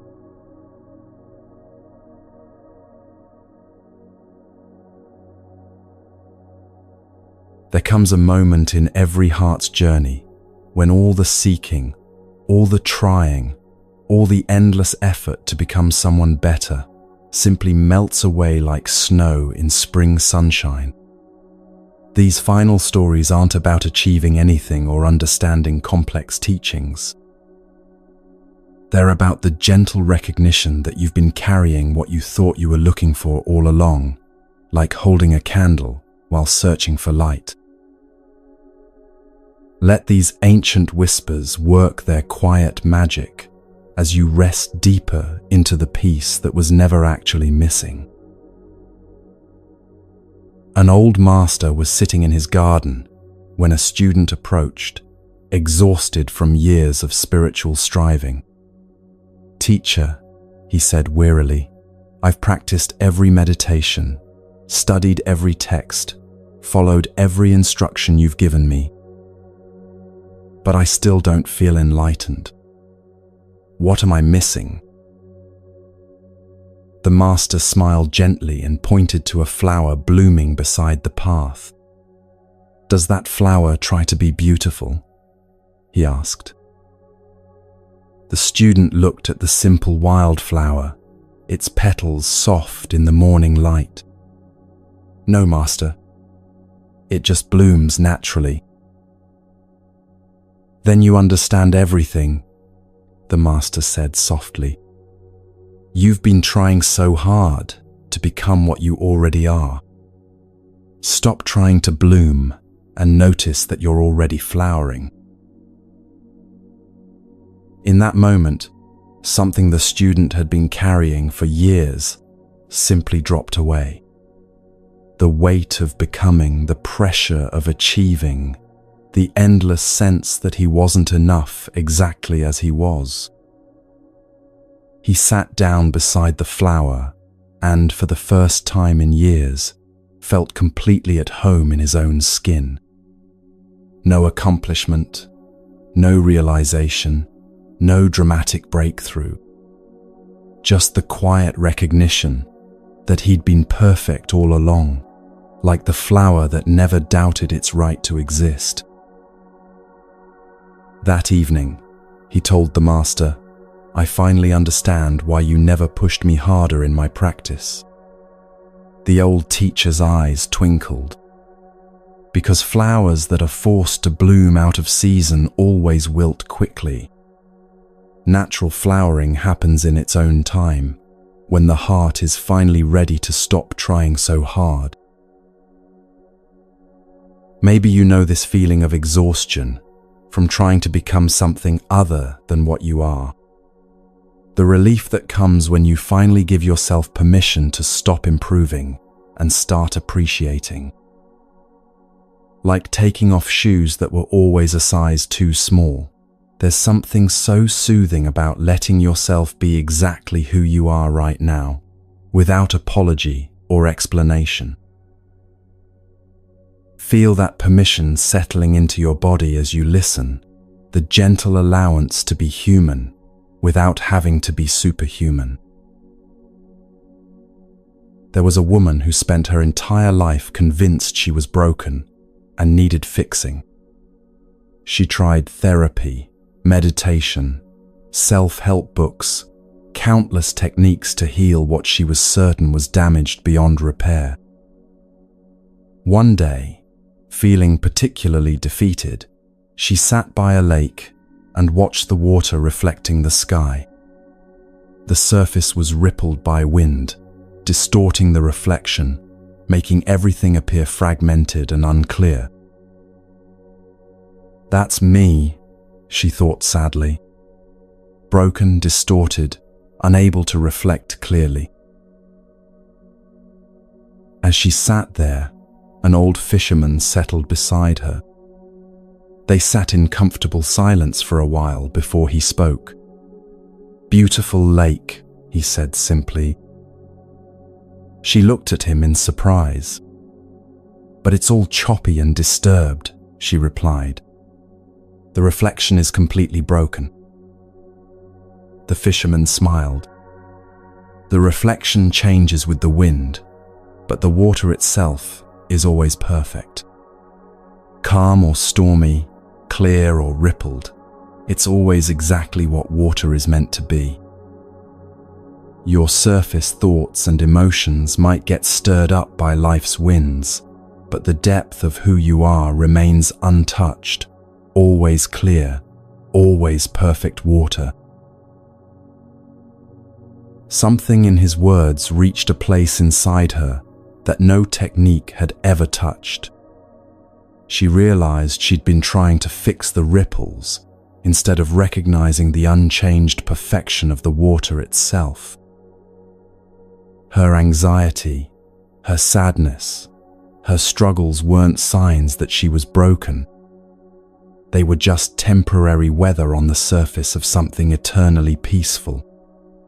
That day, by the lake, she stopped trying to heal herself and started appreciating herself. The ripples continued to come and go, but she never again forgot that beneath them lay depths of unshakable calm.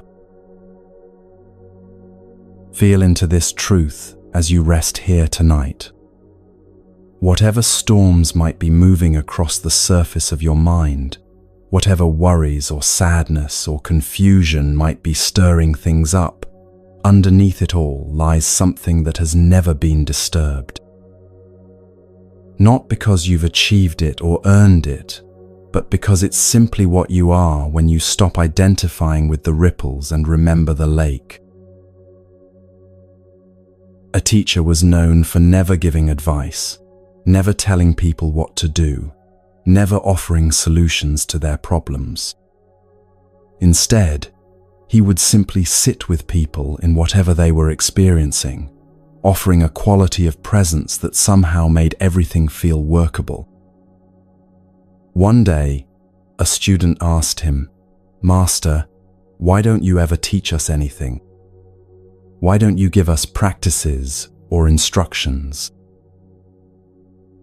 The teacher was quiet for a long moment before responding. "Because you don't need to learn how to be yourself," he said gently. "You need to unlearn all the ways you've been taught to be someone else." He pointed to a bird singing in the tree above them. Did anyone teach that bird how to sing? Did it take singing lessons or practice vocal exercises? The student shook his head. "It sings because singing is its nature. It doesn't try to sing like other birds or worry about whether its song is good enough. It just opens its heart and lets its unique voice emerge. The teacher's eyes were soft with compassion. You've been trained to doubt your natural song, to think you need improvement before you're worthy of being heard. My teaching is simply to sit with you until you remember that your voice is already beautiful exactly as it is. That student spent the next month not trying to learn anything new, but instead noticing all the ways she had been hiding her authentic self. The way she changed her opinions based on who she was talking to. The way she performed emotions she thought others wanted to see. The way she apologized for taking up space, for having needs, for being imperfect. Slowly, gently, she began letting these learned behaviors fall away. Not forcing anything, just no longer feeding the habits that kept her natural self hidden. Like peeling away layers of clothing she'd outgrown, she discovered someone underneath who was surprisingly comfortable just being herself. When she returned to the teacher, she was glowing with a quiet confidence. "I understand now," she said. "Freedom isn't about becoming someone new. It's about stopping the exhausting work of being someone you're not." The teacher nodded with deep satisfaction. "Now you're singing your true song," he said. "And the world is more beautiful because of it." What would it feel like to let your guard down completely right now? To stop performing or trying to be impressive and just rest in being exactly who you are, flaws and gifts all mixed together? There's something so deeply restful about authenticity, about the end of pretending, about coming home to yourself after a long day of wearing masks that never quite fit properly. A man had been carrying a heavy burden for so long that he'd forgotten what it felt like to walk without the weight. Every morning, he would pick up this enormous pack filled with regrets from the past and worries about the future, and trudge through his day bent over from the load. One evening, completely exhausted, he stopped to rest beside a stream. A child playing nearby noticed his struggle and asked, "Mister, why are you carrying all that heavy stuff?"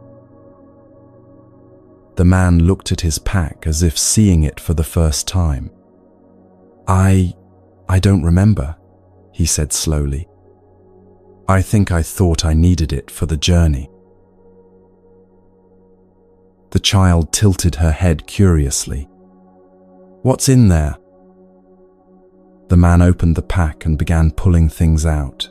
Guilt over mistakes he'd made years ago, anxiety about things that might never happen, shame about not being further along in life, fear that he wasn't good enough, worthy enough, successful enough.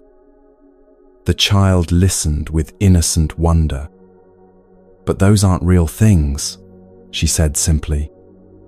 "You can't actually hold a worry in your hands or carry a regret on your back. You're carrying thoughts about things, not the things themselves." In that moment of pure clarity from an untrained mind, the man saw the truth that had been hidden by years of psychological complexity. He had been carrying mental constructs as if they were physical objects, treating thoughts as if they had weight and substance. One by one, he released his grip on these invisible burdens, watching them dissolve back into the nothingness from which they came. Standing up straight for the first time in years, he felt lighter than air. "Thank you," he told the child. "You've just taught me that freedom isn't about getting rid of problems. It's about recognizing that most of what I thought were problems were just thoughts I was taking too seriously." The child skipped away, leaving the man alone by the stream, with a revelation that would change everything. He realized that happiness wasn't something he needed to achieve or create. It was simply what remained when he stopped carrying around thoughts that made him miserable. Like the sun that's always shining even when clouds temporarily block its light, joy was his natural state when nothing was obscuring it. From that day forward, whenever he noticed himself picking up the old pack of mental burdens, he would remember the child's innocent question and choose to travel light instead. What heavy thoughts are you carrying tonight that you could simply set down? Not because they're wrong or bad, but because you're tired of the weight and ready to remember what it feels like to move through life with ease. Feel the relief of letting your mental muscles relax, of no longer holding on to things that exist only in your imagination. There was a gardener who spent his whole life trying to grow the perfect flower. He read every book, tried every technique, obsessed over soil conditions and watering schedules and optimal sunlight. Despite his efforts, his garden remained ordinary, beautiful in its own way, but nothing extraordinary or award-winning. He grew increasingly frustrated, comparing his flowers to those in magazines and feeling like a failure.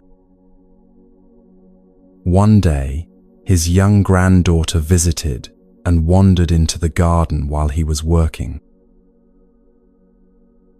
She stopped in front of a simple daisy and gasped with delight. "Grandpa, this is the most beautiful flower I've ever seen." He looked at the ordinary daisy with its plain white petals and yellow center. "But honey, it's just a common daisy. Nothing special about it." She looked at him with the wisdom that sometimes comes through children's hearts. "Grandpa, it's not trying to be anything other than exactly what it is. That's what makes it perfect." In that moment, decades of striving fell away. He saw his garden with fresh eyes and realized it had always been perfect, not because it met some external standard, but because every flower was expressing its own nature completely. The roses were being roses without apology. The sunflowers were reaching toward light without self-consciousness. The weeds were growing with the same innocent vitality as the prized specimens. His garden was a symphony of authentic being, each plant singing its own note in the grand composition of life.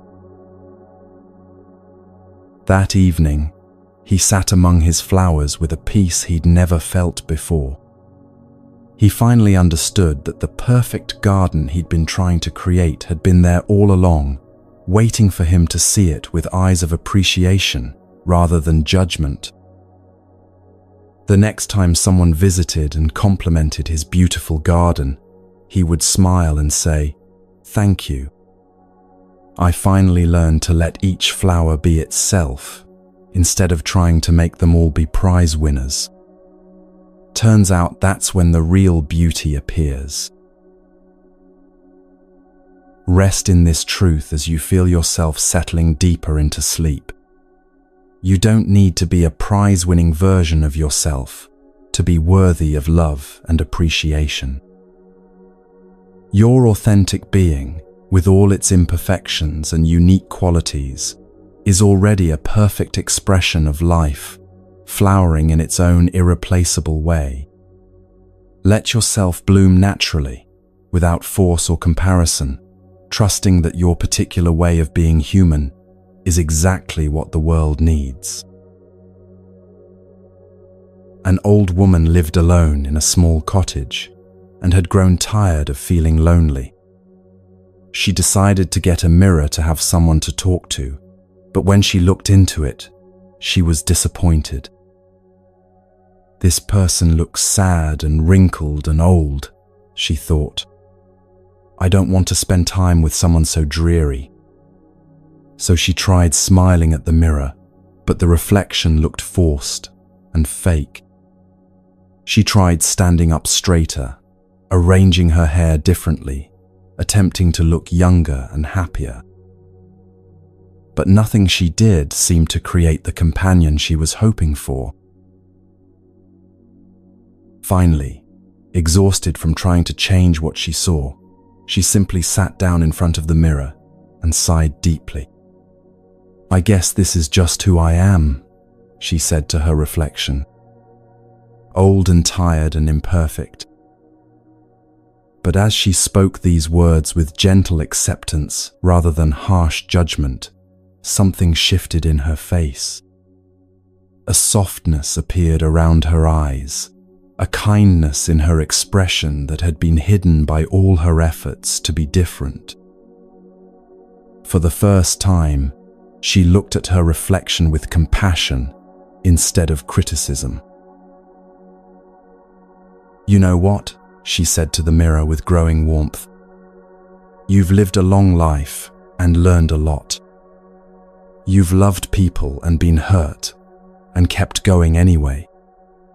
You have stories and wisdom and a heart that's still capable of kindness. Maybe you're not young and perfect, but you're real and you're here, and that's actually quite remarkable." As she spoke these words of acceptance, her reflection began to glow with a beauty that had nothing to do with youth or appearance. She had found the companion she was looking for all along, herself, appreciated rather than criticized, loved rather than judged. From that day forward, she never felt lonely again.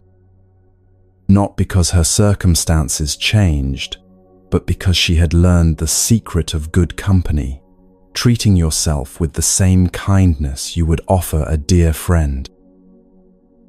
Whenever she felt critical thoughts arising, she would look in the mirror and speak to herself the way she would speak to someone she loved who was struggling. The cottage filled with warmth and laughter as she discovered that the best relationship she could ever have was the one with herself. Let this gentle teaching settle into your heart as you rest. The person listening to these words right now is worthy of the same kindness and acceptance you would offer to anyone else you cared about. You don't need to be different or better or more accomplished to deserve your own friendship. You just need to treat yourself the way love would treat you, with patience, understanding, and appreciation for the remarkable being you already are. In the final story from these ancient teachings, there was a seeker who had traveled to every holy place, studied with every teacher, tried every practice, and still felt that something essential was missing. Exhausted and discouraged, he decided to give up his spiritual quest and just live an ordinary life. He got a simple job, moved to a quiet town, and stopped trying to be anything other than a regular person, doing regular things. But something unexpected happened in this surrender. Without the pressure of becoming enlightened, he began to notice small miracles he had missed while seeking grand realizations. The way morning light touched his coffee cup, the kindness in a stranger's smile, the simple pleasure of breathing without having to make it into a meditation practice. Life became sacred not because he was doing spiritual practices, but because he was finally present enough to notice that life had always been sacred. One day, an old teacher he had studied with years before happened to pass through his town. "I heard you gave up the spiritual path," the teacher said with a gentle smile. "How do you feel about that?" The former seeker looked around at the ordinary street, the regular people going about their daily business, the simple beauty of an unremarkable Tuesday afternoon. "I didn't give up the path," he said with quiet joy. "I discovered that everything is the path when you stop trying to get somewhere else. The seeking was the only thing that was keeping me from finding what was always right here." The teacher nodded with deep understanding. "Now you know the greatest secret," he said. "Enlightenment isn't a special state you achieve. It's the natural condition you discover when you stop disturbing your own peace. Welcome home to yourself. You've been here all along." As these ancient whispers fade into the silence from which they came, feel how they've been working their gentle magic on your heart. Each story a reminder that what you've been seeking through effort is what you've always been expressing through existence. The freedom to be yourself without apology, the peace that comes from stopping the exhausting work of being someone else, the recognition that you are already the flower you've been trying to become. You are already home in yourself, already complete, already worthy of love exactly as you are. Rest here in this ultimate recognition, this gentle homecoming, this quiet end to all seeking, where you discover that what you were looking for was looking for itself all along. Let yourself be held by the ancient wisdom that has always known your perfection, even when you forgot it yourself.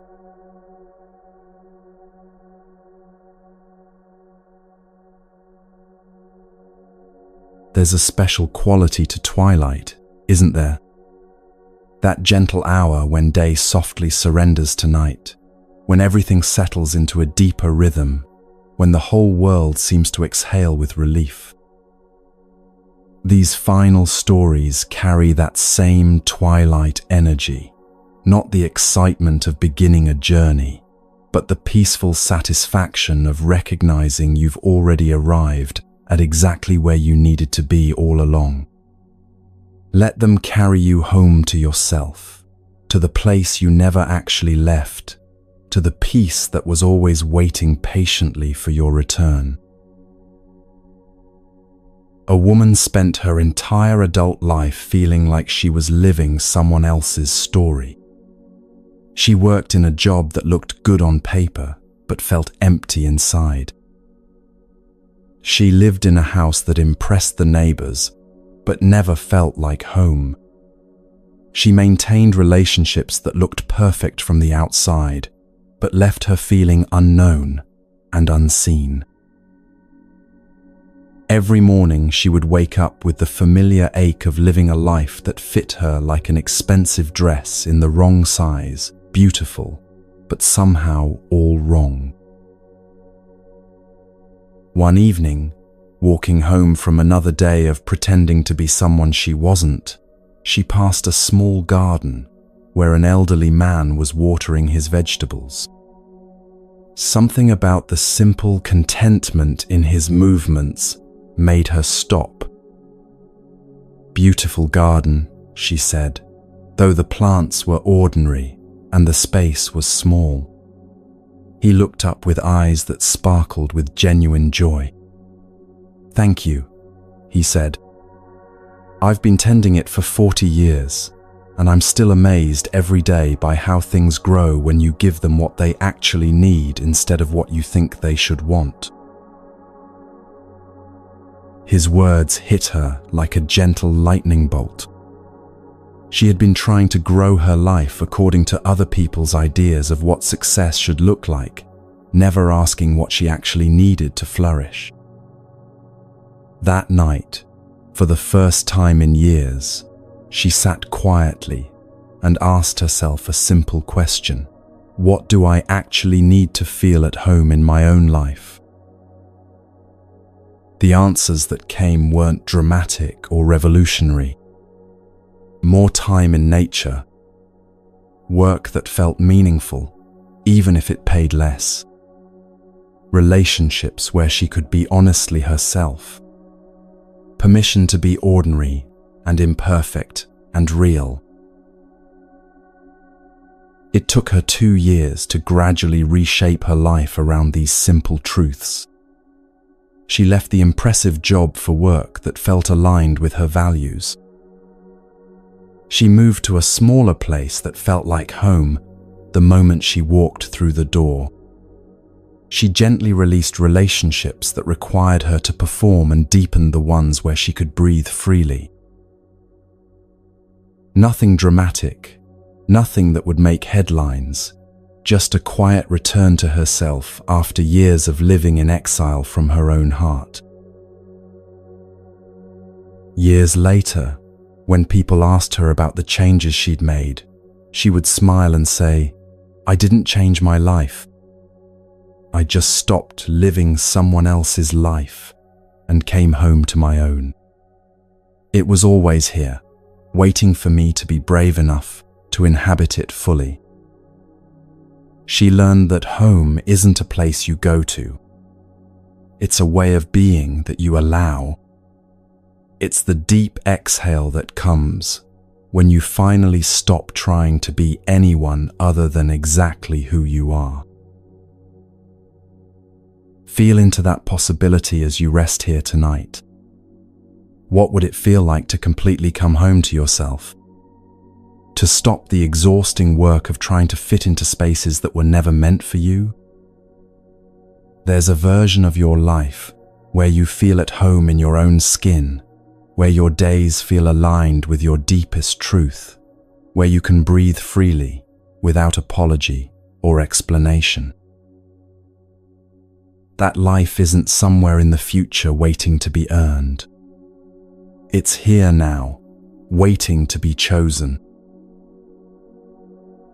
A teacher was asked by his students to share the most important thing he had learned in 40 years of spiritual practice. They expected some profound wisdom about consciousness or enlightenment or the nature of reality.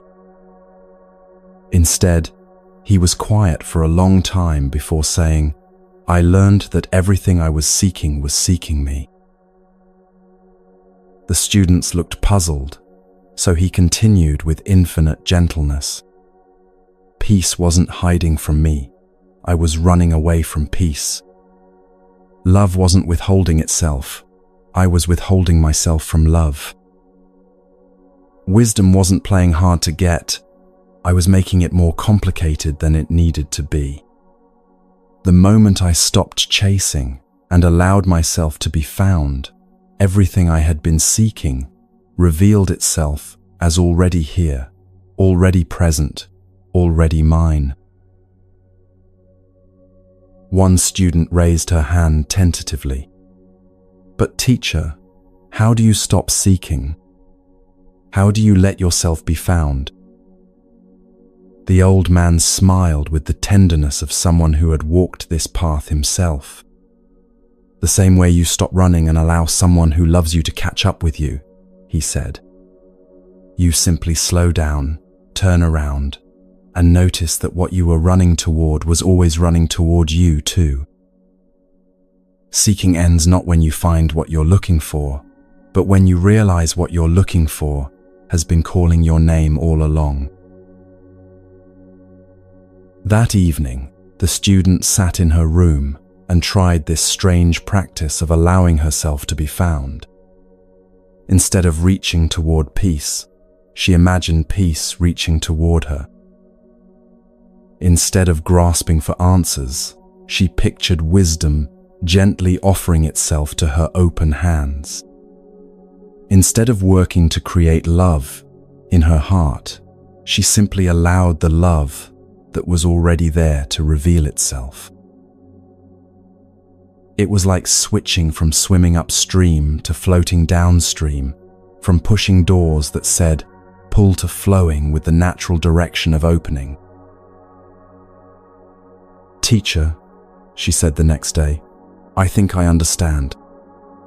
Seeking was the only thing preventing finding. I was so busy looking for what I wanted that I missed what was looking for me.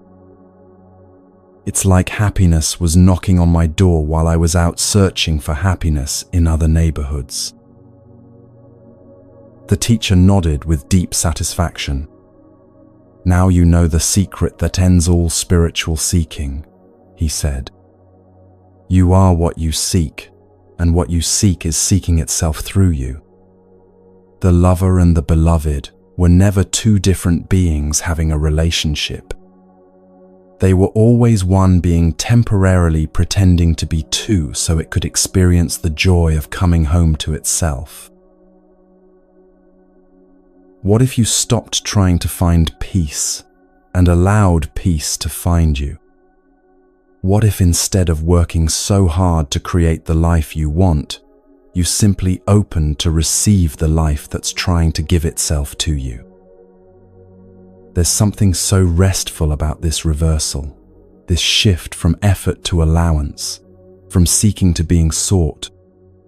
Feel yourself relaxing into being found by the love, the peace, the wholeness that has been pursuing you far longer than you've been pursuing it.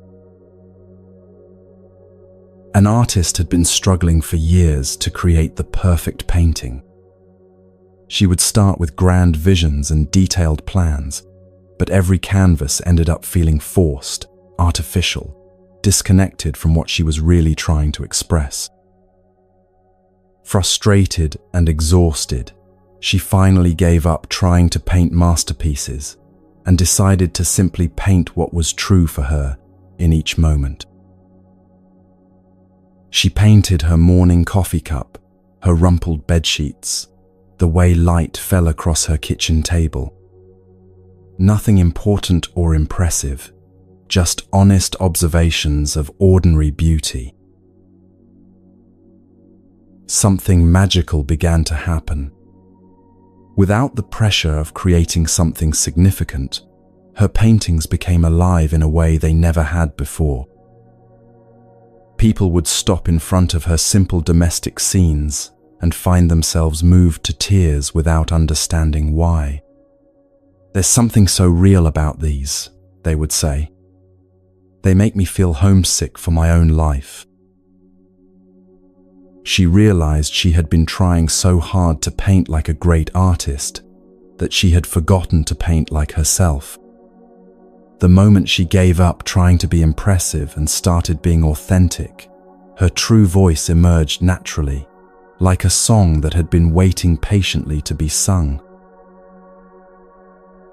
Years later, when her paintings were displayed in galleries and people called her work profound, she would laugh gently and say, "I didn't become a better artist. I just stopped trying to be an artist and started being myself with a paintbrush."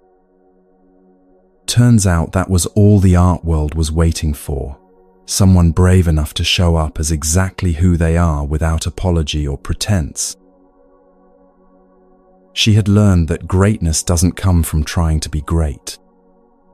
It comes from being so authentically yourself that your unique way of seeing the world becomes a gift to everyone who encounters it. This truth applies to every area of life, doesn't it? How often do we exhaust ourselves trying to be impressive instead of simply being real? Your authentic presence, your genuine way of moving through the world, your particular blend of wisdom and confusion and heart, this is what the world is actually hungry for. Not another performance of who you think you should be, but the irreplaceable gift of who you actually are. Let yourself come home to your own authentic expression, trusting that being real is always more powerful than being perfect. A man carried a photograph in his wallet for 20 years, a picture of a beautiful house with a garden, representing everything he thought would make him happy. He worked endless hours, saved every penny, sacrificed relationships and health, all in service of someday owning that dream house. Finally, after 2 decades of struggle, he had enough money to buy the house in the photograph. But when he walked through the door on moving day, something unexpected happened. Instead of the joy and fulfillment he had imagined, he felt strangely empty and disconnected. That evening, sitting alone in his dream house, he realized what had happened. He had spent so many years living for the future that he had forgotten how to be present. He had been so focused on acquiring the right circumstances for happiness that he had missed all the opportunities for happiness that had been available along the way. The house was beautiful, but it couldn't give him what he thought it would, because what he was really seeking wasn't a place. It was a feeling of being at home with himself. The next morning, instead of trying to feel grateful for what he had achieved, he decided to simply be present to what was actually here. He made coffee slowly, paying attention to the smell and the warmth of the cup in his hands. He sat in the garden and really looked at the flowers, the way bees moved from bloom to bloom, the particular quality of morning light. For the first time in 20 years, he wasn't planning for the future or working toward a goal. He was just here, in this moment, in this life, in this breath. Something he had been seeking for decades finally found him. Not because his circumstances were perfect, but because he had finally arrived in his own life. He realized that home had never been a place he needed to reach. It was a quality of presence he needed to remember. The photograph had served its purpose, not by leading him to the right house, but by teaching him that no external achievement could substitute for the simple miracle of being fully present to whatever life he was already living. He kept the photograph, but now it reminded him of something different. Not a destination to reach, but a lesson about the importance of being here now, wherever here happens to be. I thought I was working toward a dream house, he would tell friends. But what I really needed to learn was how to dream while awake, how to find magic in ordinary moments, how to be at home in any house when I'm finally at home with myself. What dreams are you carrying that might be disguised invitations to be more present to the life you already have? What if the happiness you're working toward is actually available right now, hidden in the simple act of fully inhabiting this moment? Home isn't a place you arrive at through achievement. It's a quality of presence you can access any time you stop rushing toward the future and allow yourself to land completely in the now.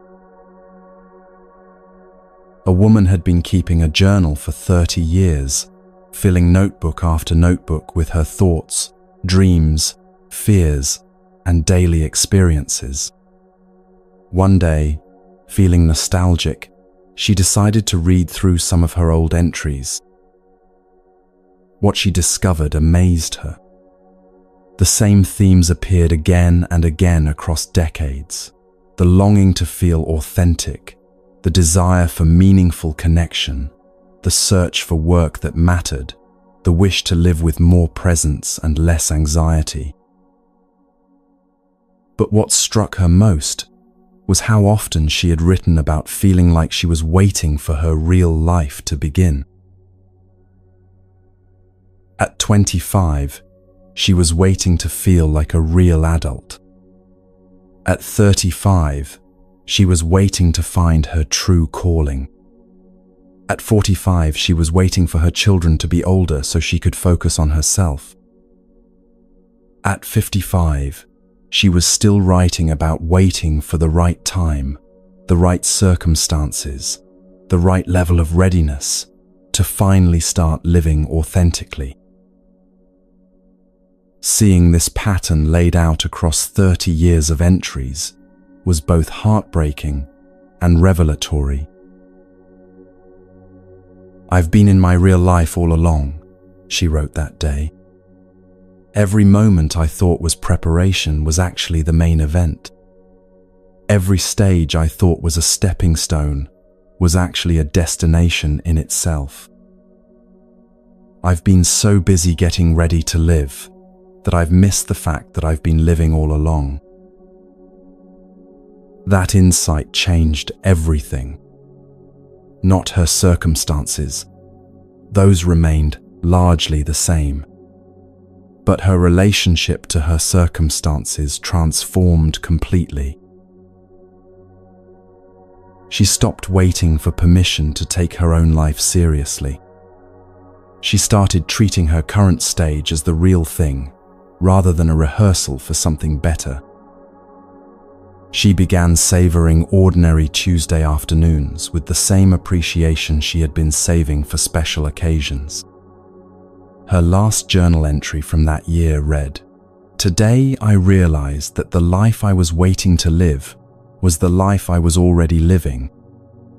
I wasn't missing anything except the recognition that this is it. This ordinary, imperfect, beautiful, difficult, miraculous existence is the real thing. There's no dress rehearsal, no practice round, no waiting room. This is the main stage, and I'm already in the spotlight." How long have you been waiting for your real life to begin? What if this moment, exactly as it is not preparation for something better, but the actual gift you've been waiting to receive? Your life isn't a rough draft that needs to be perfected before it counts. It's the final version, the only version, the precious limited edition that you get to live once. Come home to the radical recognition that you're already living the life you've been waiting for. A grandfather was babysitting his 5-year-old granddaughter when she asked him the question that would change his entire perspective on existence. "Grandpa," she said, with the serious intensity that only children can muster, "where do we live?" Thinking she was testing his knowledge, he began listing addresses. "Well, we live in this house, on Maple Street, in the town of..." But she interrupted him with a shake of her head. "No, Grandpa. Where do we really live?" He tried again, expanding his scope. "On Earth, in the solar system, in the Milky Way galaxy." Again she shook her head, but this time she was smiling. "We live in right now," she said with absolute certainty. "This moment is our house. This breath is our home. We live in the space between yesterday and tomorrow, and that space is called today." The grandfather felt something shift in his chest as her words penetrated deeper than any spiritual teaching he had ever heard. For 70 years, he had been thinking of life as a series of destinations, childhood leading to adulthood, school leading to career, work leading to retirement. He had spent decades mentally living either in memories of the past or plans for the future, treating the present moment as a brief stopping point between more important places. But his granddaughter had just revealed the truth he had been missing. The present moment isn't a location you pass through on your way somewhere else. It's the only place where life actually happens. That night, after she had gone to bed, he sat on his porch and practiced living where his granddaughter had told him they lived. In right now, not thinking about tomorrow's doctor appointment or yesterday's conversation. Just here, in this breath, in this moment, in this simple experience of being alive on a Tuesday evening in October. For the first time in decades, he felt completely at home. Not because anything had changed about his circumstances, but because he had finally moved into the only house where life actually takes place, the eternal present moment. From that day forward, whenever he felt anxious about the future or regretful about the past, he would remember his granddaughter's wisdom and ask himself, "Where do I live?" The answer always brought him home, right here, right now, in this breath, in this moment, in this miraculous, temporary house called today. He learned that homesickness isn't about missing a place. It's about forgetting to be present to the place where you already are. Feel yourself coming home to this moment as you listen, not as a stopping point on your way to somewhere better, but as the actual destination you've been seeking all along. This breath, this heartbeat, this simple awareness of being alive, this is where you live. This is the only address that matters, the only home you'll ever need, the only place where peace has ever been found. In the final story of our journey together, there was a seeker who had spent her entire life looking for something she couldn't name. She read every spiritual book, attended every workshop, traveled to sacred sites around the world, always feeling like she was on the verge of finding what she was seeking but never quite arriving. As she grew older, the seeking became more desperate, tinged with the fear that she was running out of time to find whatever it was that would finally make her feel complete. One day, sitting exhausted in an airport after another unsuccessful pilgrimage, she overheard a conversation between a mother and her young son. The boy was asking, "Mommy, when will we get there?" And the mother replied with gentle wisdom, "Sweetheart, we're always already there. Wherever we are, that's where we are. The question isn't when we'll arrive, but whether we're paying attention to where we already are." Something in those simple words pierced through decades of searching and landed in the deepest part of her heart. She realized she had been asking the wrong question her entire life. Instead of "when will I find what I'm looking for?" she should have been asking, "what am I missing about what's already here?" Instead of "where do I need to go to feel complete?" she should have been asking, "how can I recognize the completeness that's already present?" Sitting there in that busy airport, surrounded by the ordinary chaos of travelers and announcements and fluorescent lights, she had the most profound spiritual experience of her life. Not a dramatic vision or mystical revelation, but a simple, quiet recognition that she was already exactly where she needed to be. The peace she had been seeking in temples and ashrams and sacred mountains was available right here, in Terminal C, in this plastic chair, in this moment of finally stopping the search and being present to what was already given. She never went on another spiritual seeking journey. Not because she had given up on growth or learning, but because she had finally come home to herself.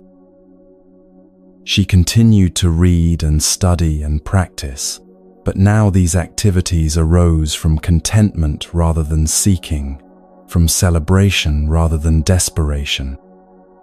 She had learned the greatest secret. What she had been seeking was the very awareness that was doing the seeking. What she had been trying to find was what she had been looking with all along. The seeker and the sought had never been two different things. They had always been one consciousness temporarily pretending to be lost, so it could experience the incomparable joy of coming home to itself. Years later, when people asked her about her spiritual journey, she would smile and say, "I traveled to every corner of the world looking for home, only to discover that home was never a place. It was a quality of presence I could access any time I stopped trying to be anywhere other than where I already was.